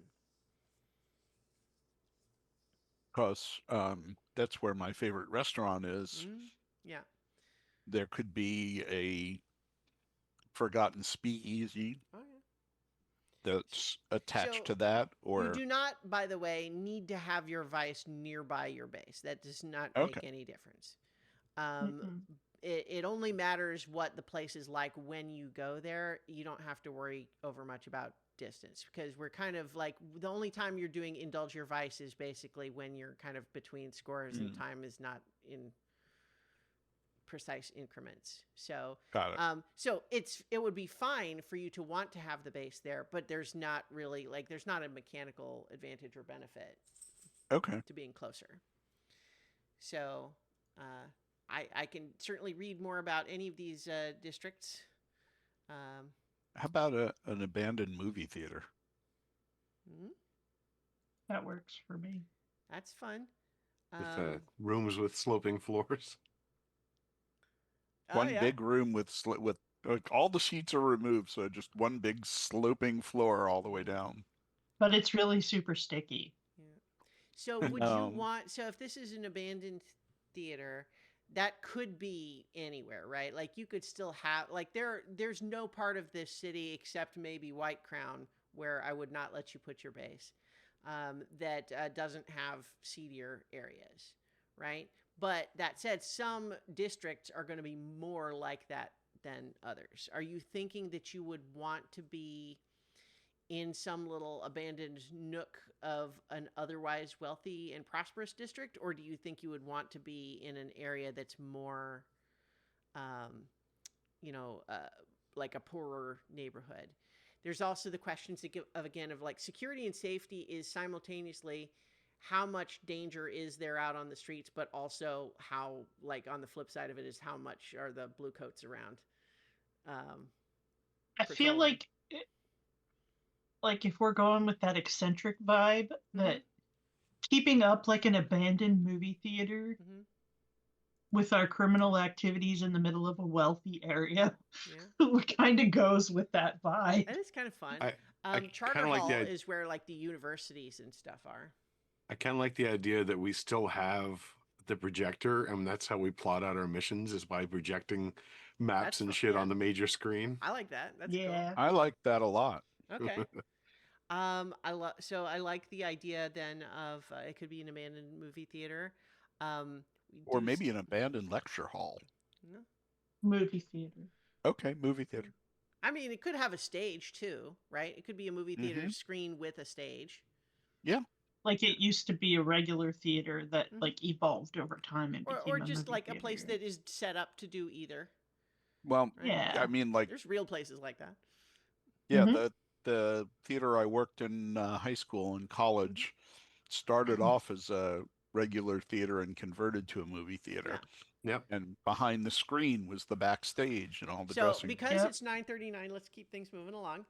Okay. I think that's very cool. I love the idea of it being an abandoned movie theater. I think that's very fun.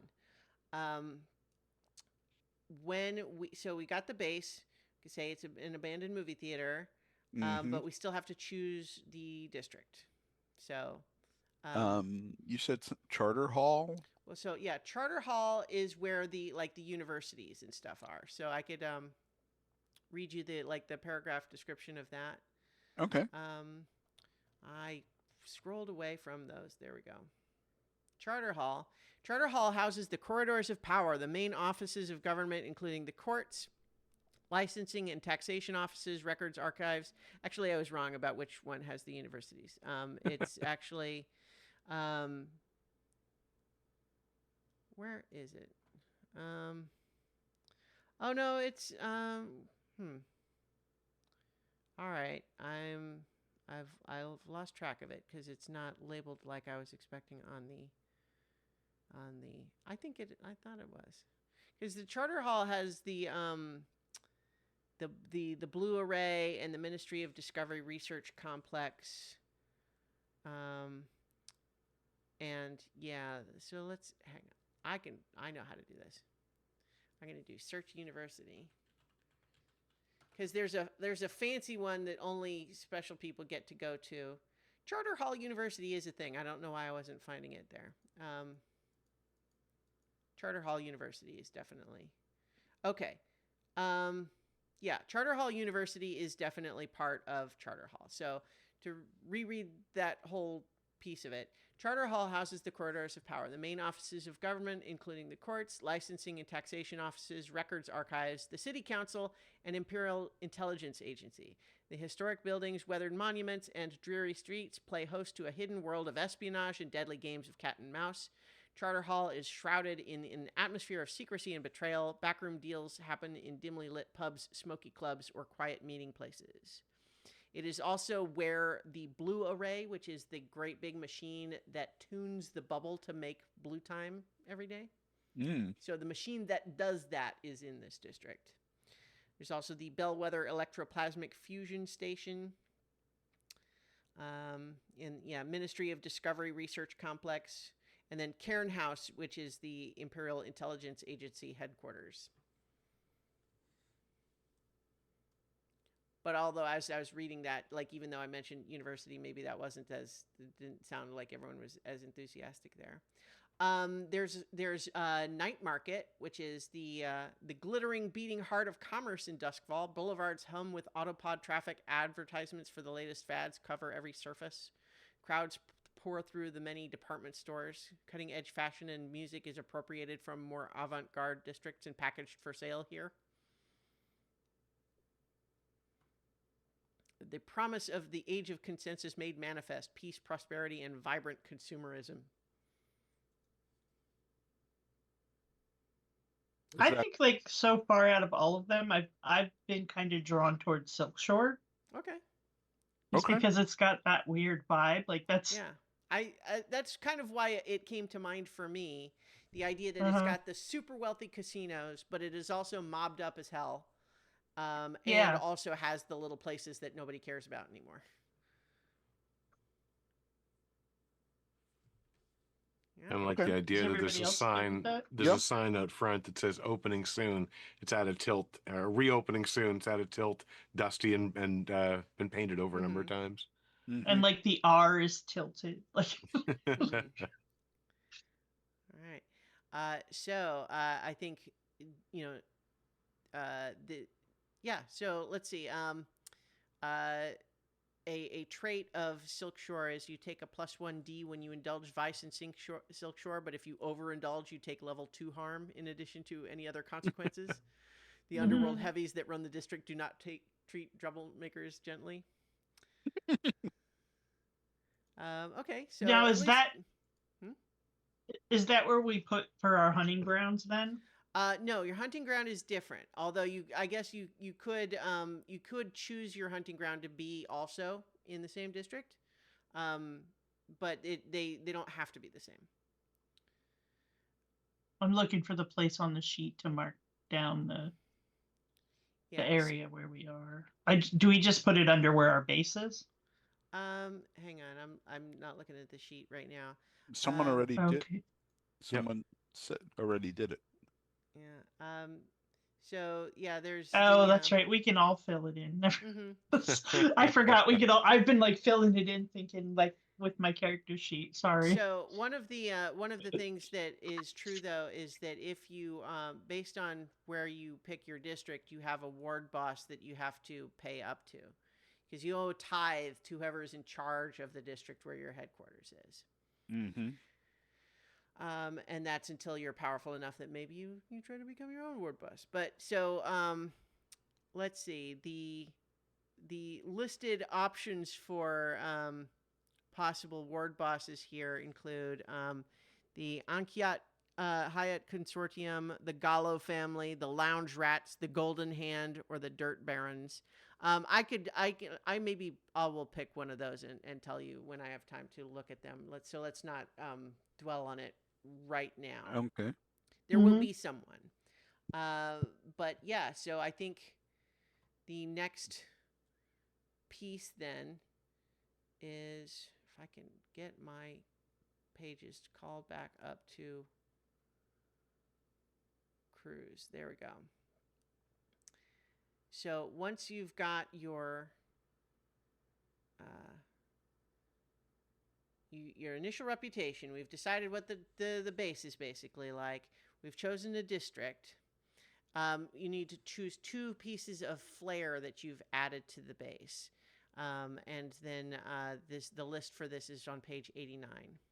So cinema is going to be one of them, right? I mean, yeah. If you want it We to be need able to it. still play and watch movies, I think that makes Mhm. sense. We got to use it to make our plans. We might also get underground films or Yeah. And I realize now that I was actually mistaken that the ward boss is based on where your hunting grounds is, not where your base is. I But think also, that it's we worth need noting that your base is a hidden base because you're shadows. So Right. it just means Mhm. that if someone wanted to try to raid you, it's harder. That's all that means. I feel like along with the cinema, we should also have a conversation pit with a groovy shag carpet. I Yeah. was going to go for telecommunications hub, but conversation pet works for me too. So we really want to get into the groovy 60s here. So we have this sloping floor out of which we carved a section, which is a conversation pit, and we sit Mhm. in there on our Well- red and gold was it lame upholstery and Mm-hmm. watch movies. Well, so like, I mean, if it's not open to the public, you don't have to like preserve all of those seats, right? Like you could use a lot of that other space for whatever you want. Yep. Yep. Okay, cool. Let's see. So you picked the cinema then and the conversation pit. Great. Right.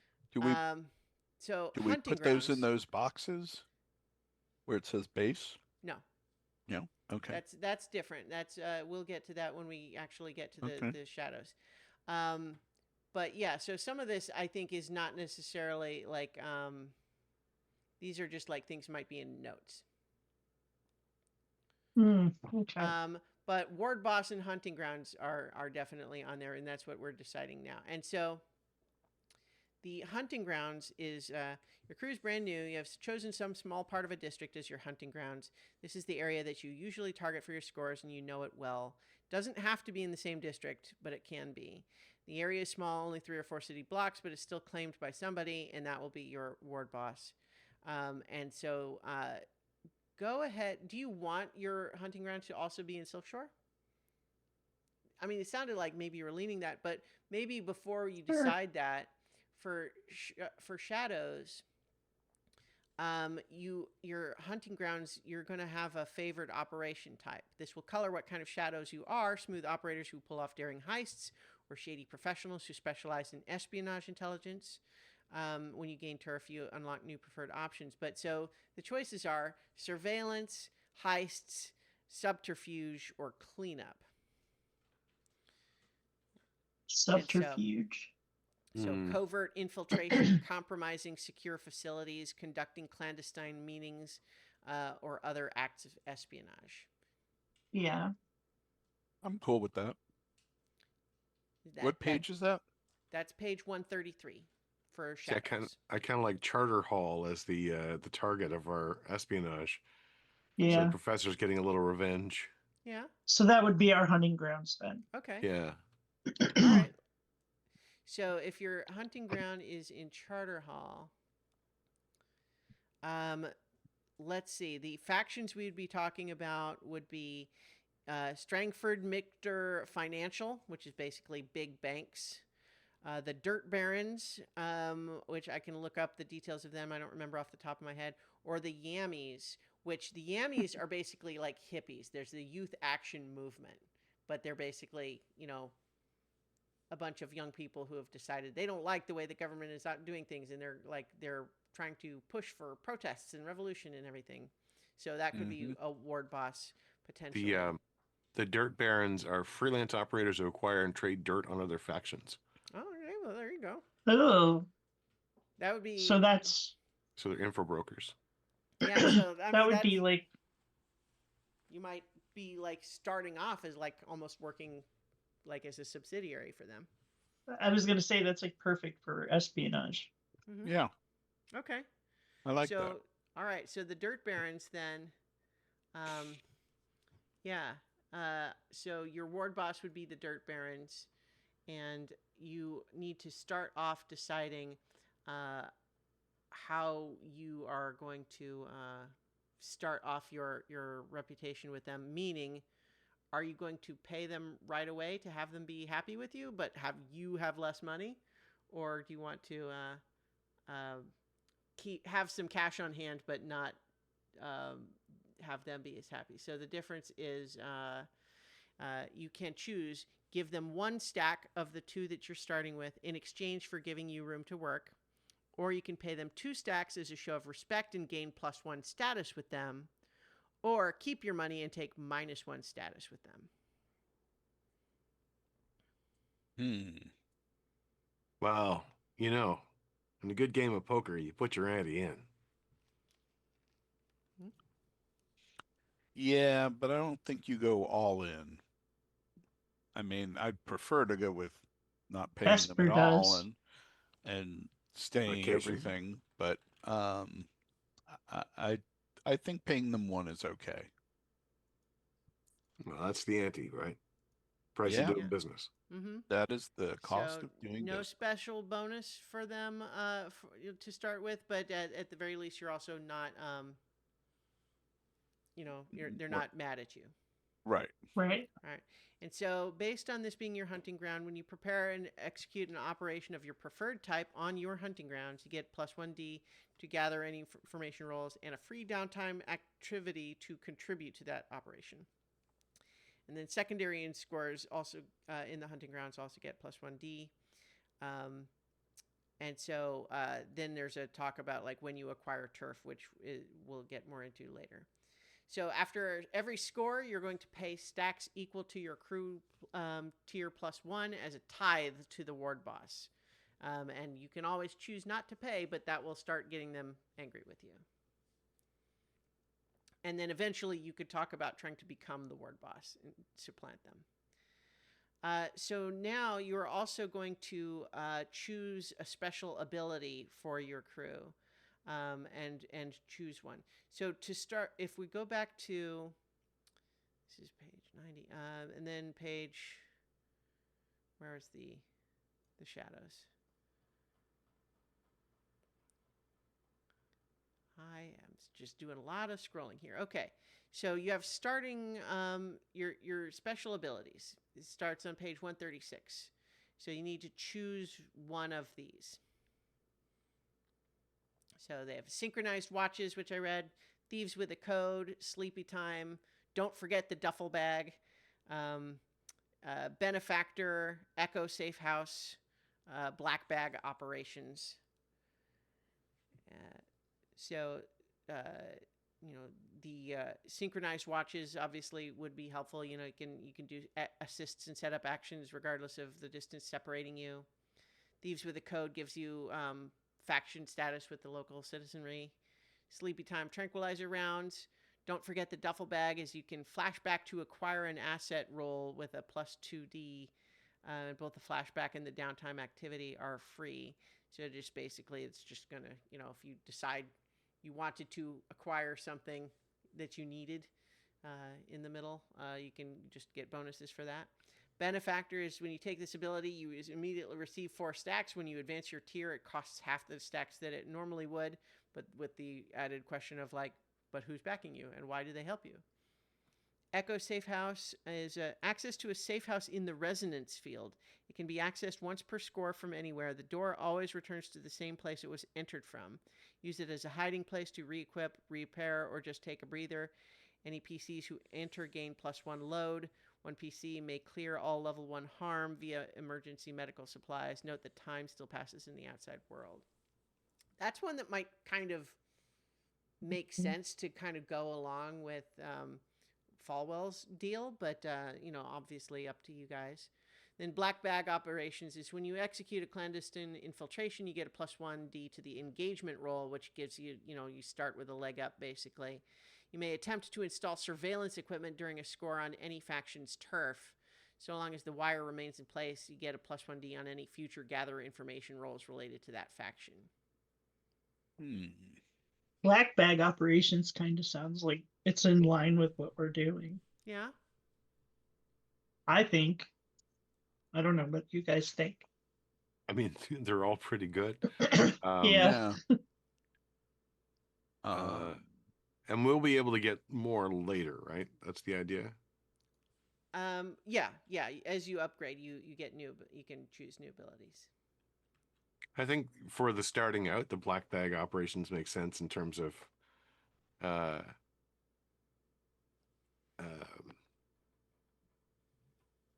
gathering more information.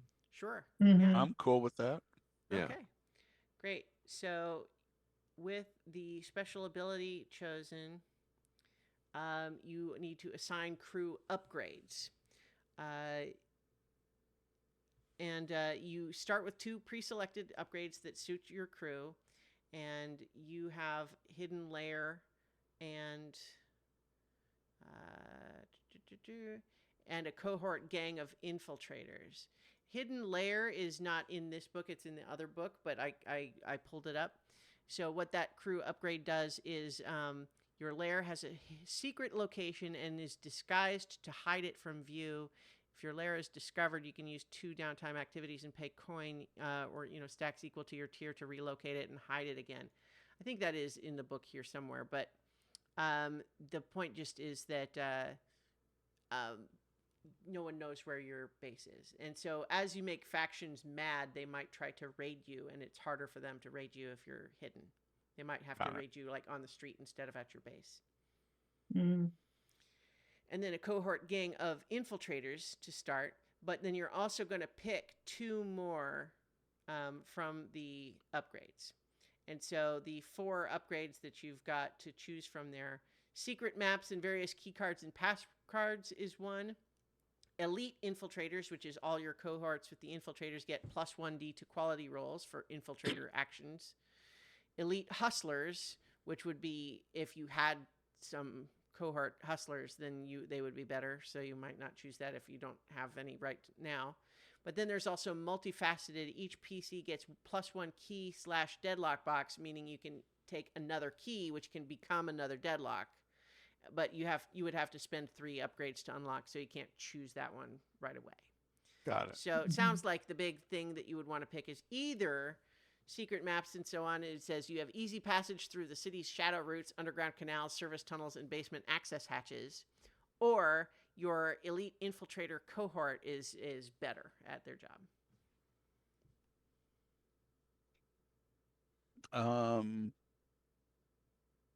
Secret maps. Secret maps, yeah. Mm-hmm. I like that. So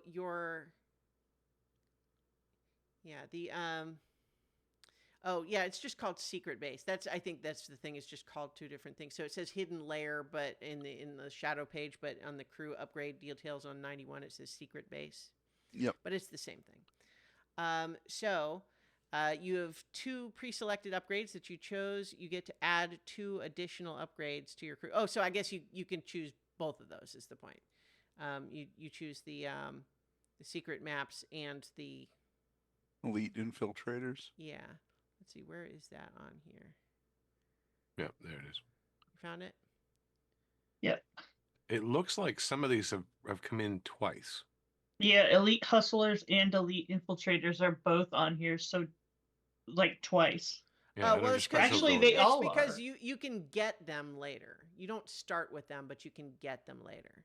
But can you get them multiple times? Yeah, you can have more than one cohort. You can recruit a cohort by add an asset later. Okay. So yeah, you can get new cohorts.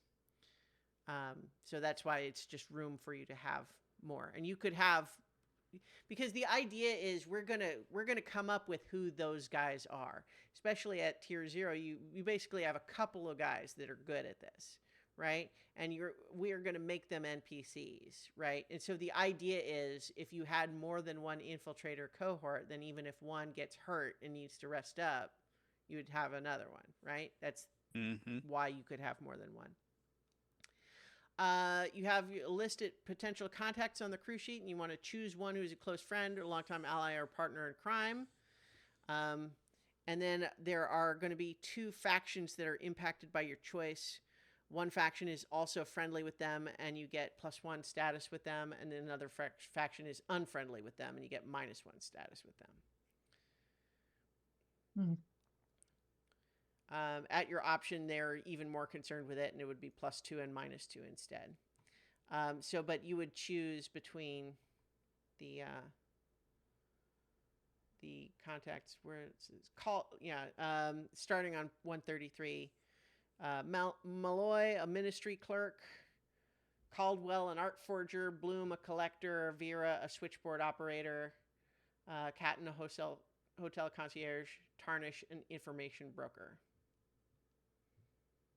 Kind of like the idea of either Vera, the switchboard operator, or Malloy, the ministry clerk, being our positive contact, and maybe the art forger being our negative contact. You're not choosing a -1. The difference is, depending on who you choose, one faction likes that you're close with them, and another faction doesn't like it. Got it.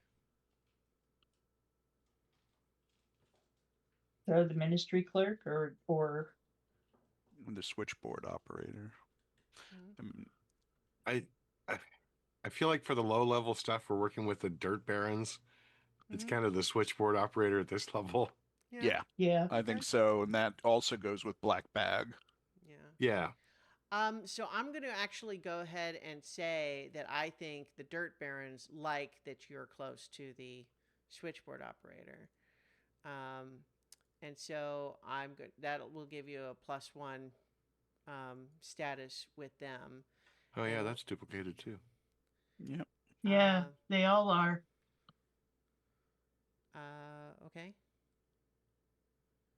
What do you mean? I mean, you could Like have all of the contacts are duplicated. Like it has, like all of them. It goes down through the whole list, and then you get to Tarnish, and it goes again. All right.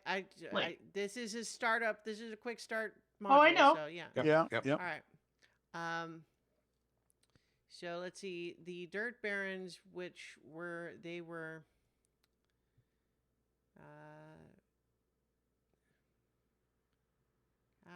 I am so having to do so much scrolling here. Okay, the Dirt Barons are in which kind of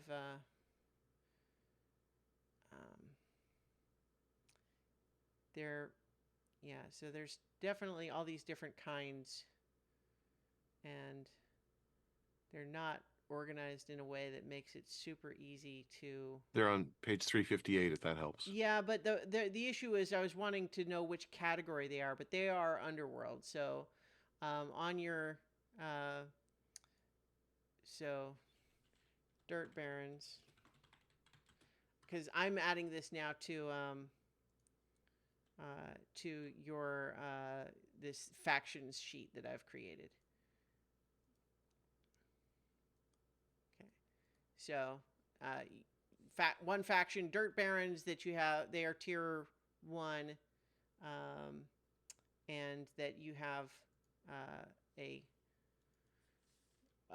positive status with them. But let's see, I think that the other faction that I think would not like it is probably going to be like, where does she work, right? And it doesn't mean they know you, but it could just be that like they have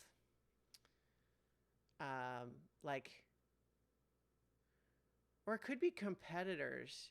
I don't know. Does it make more sense that they feel like there's someone looking for a leak, that they might, go through that? Or do you think it might make more sense that some other organization that also wants to do this? So Strangford Michter Financial was the other big Charter Hall faction there. Oh, I like going after them. Yeah.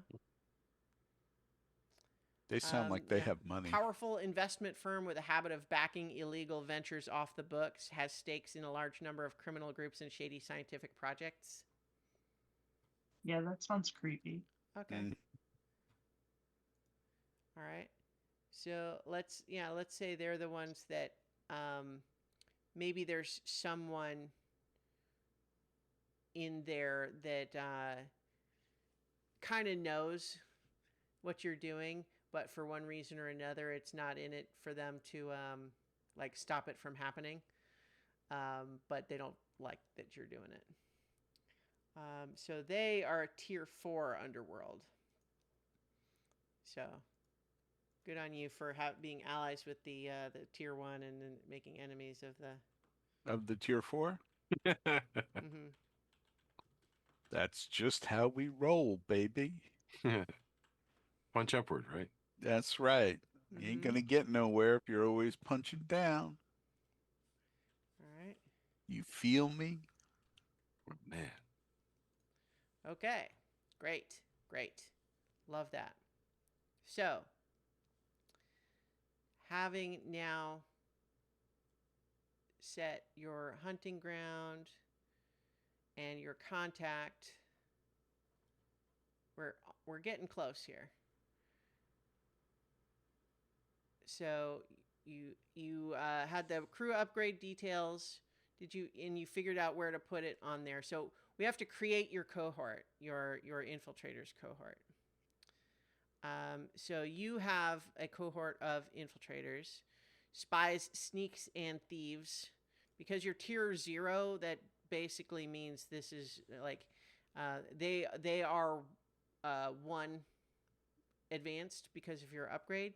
So what that means is that you've got a team of 5 or 6 sneaky people that will help you out as part of the being part of the crew. And so I think it would be fun to let's name at least 1 NPC to represent these folks.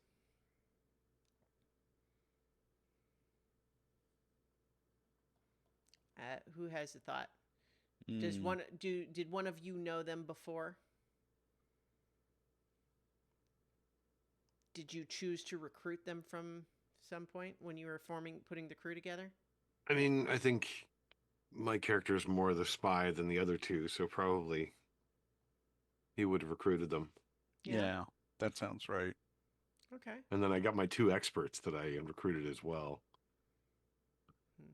Wildly different experts, supposedly. Okay. Wait, wow, so I'm baby. sorry. What were you just saying about?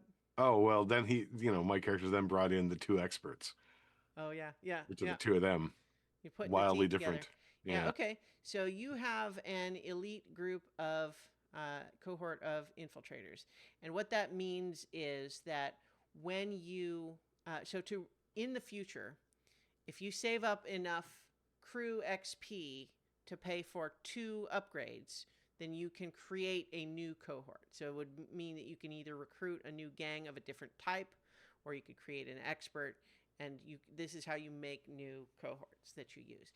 And the way you use cohorts is that you could either, when you decide to go on a score, say that your cohort is going to be around to help out. And so then if there's a moment where it makes sense that in the fiction that you've built a way for them to have helped you out. And remember, this game has flashbacks and stuff. So you don't have to have decided in advance that you are going to have them show up. But you can also choose to have them go do a secondary score on their own. So if you choose to do that, then they wouldn't be available to help you on the primary score. But that's what cohorts can do. They can either help you with that or do their own separate scores where they need more of the payout because they're doing it, but you still get a cut for otherwise nothing, right? So I think we need to name your crew of shadows, though, right? I'm just going to put a name by that cohort. I was just suddenly thinking, too, though, of Silhouette's having put the team together, I right? know. I Yeah. was just thinking the same thing. Mm-hmm. Hmm.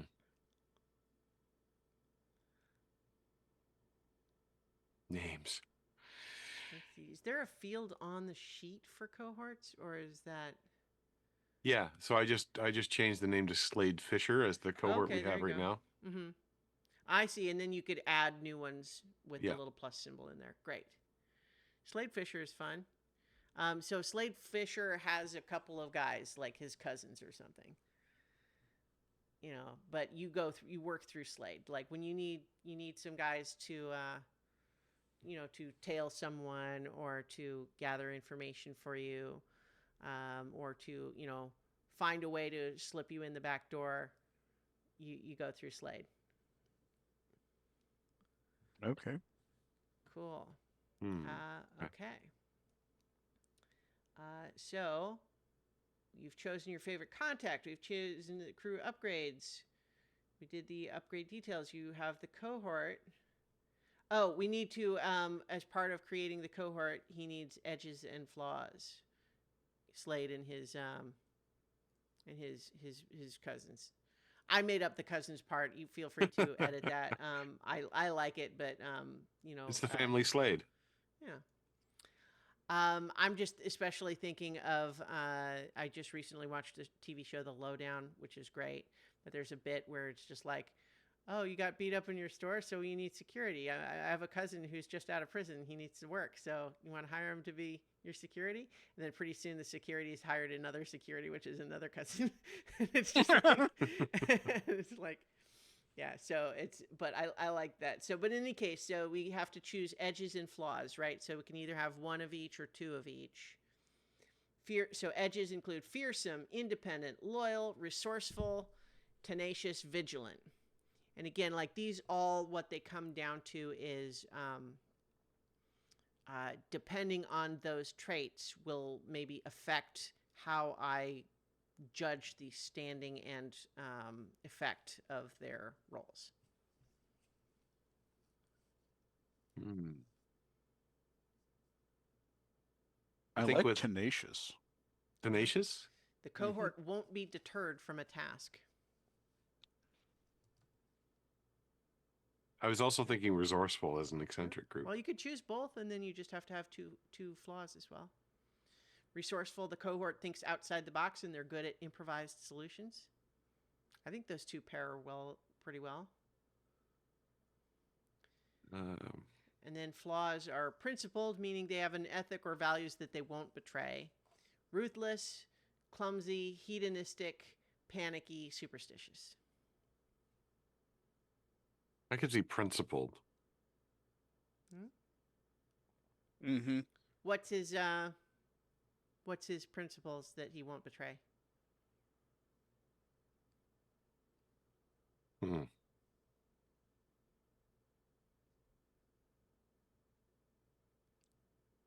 It's a good question. So Yeah, we're so asking them to look into things with infiltrators. So there's Mhm. certain things they won't do, or certain people or things they won't look into. Right.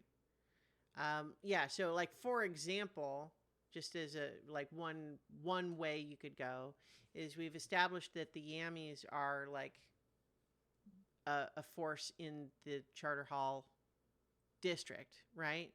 That's the youth action movement, and it's like if they like those guys, it's like we don't want to do any jobs that are like looking for dirt on them or hurting them, for example.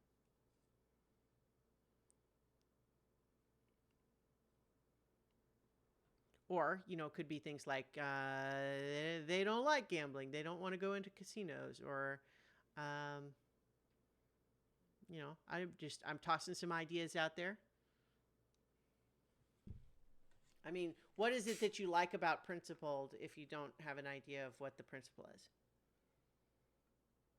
Well, I do like the idea of carving out an area where they just will not work. Sure, yeah. I'm just not sure about which area specifically or how broad. I was thinking somehow related to the family Slade. Yeah. It's like will not look into cousins or will not look into the family. Okay. So we would probably want to pick some other faction then to say that it doesn't have to be the Yammies, but we would want just to reflect that by saying they have family connections to some other faction and they won't help with jobs related to them. Which I hope everybody understands that as game master would produce in me a need to give you some jobs where that might happen.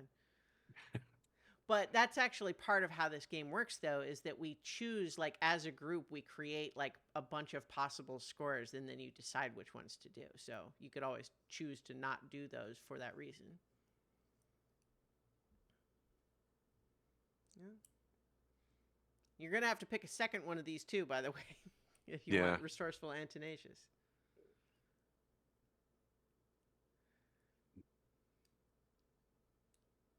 Panicky is kind of cool. Yeah. Adds a Prone to little fear and anxiety.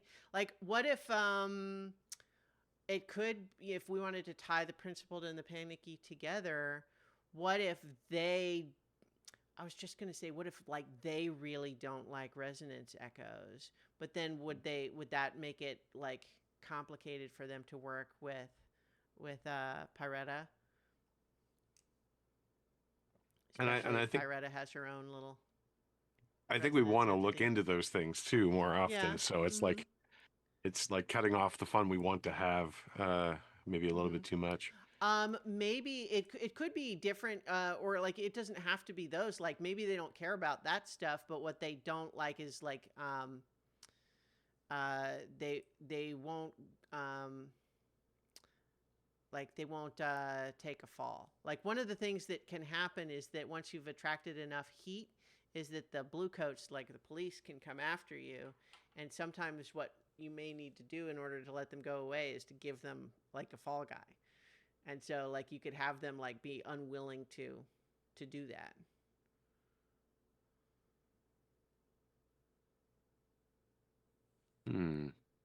I mean, I'm throwing out, like, you guys want to pick principled. I'm 100% okay with that, but we need to decide what the principle is all. I feel like I've suggested several options. Yeah, I'm hoping the other two have suggestions because I don't want to. Okay. Mm. Is everyone getting tired? Do we want to, like... I am tired. Yeah, getting a little tired. All right, so here's the thing, is that we have, I want you all to think more about this stuff in the intervening time.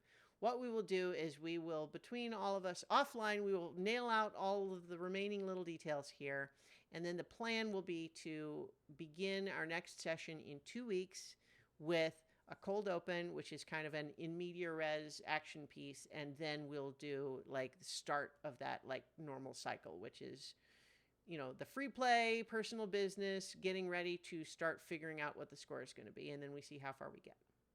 Okay. Sounds good. All right. That sounds good. Okay, so rather than force things when everyone's tired, let's go ahead and call it here. And so we will be back for more adventure in 2 weeks on so many levels. So many levels of levels. espionage. Groovy.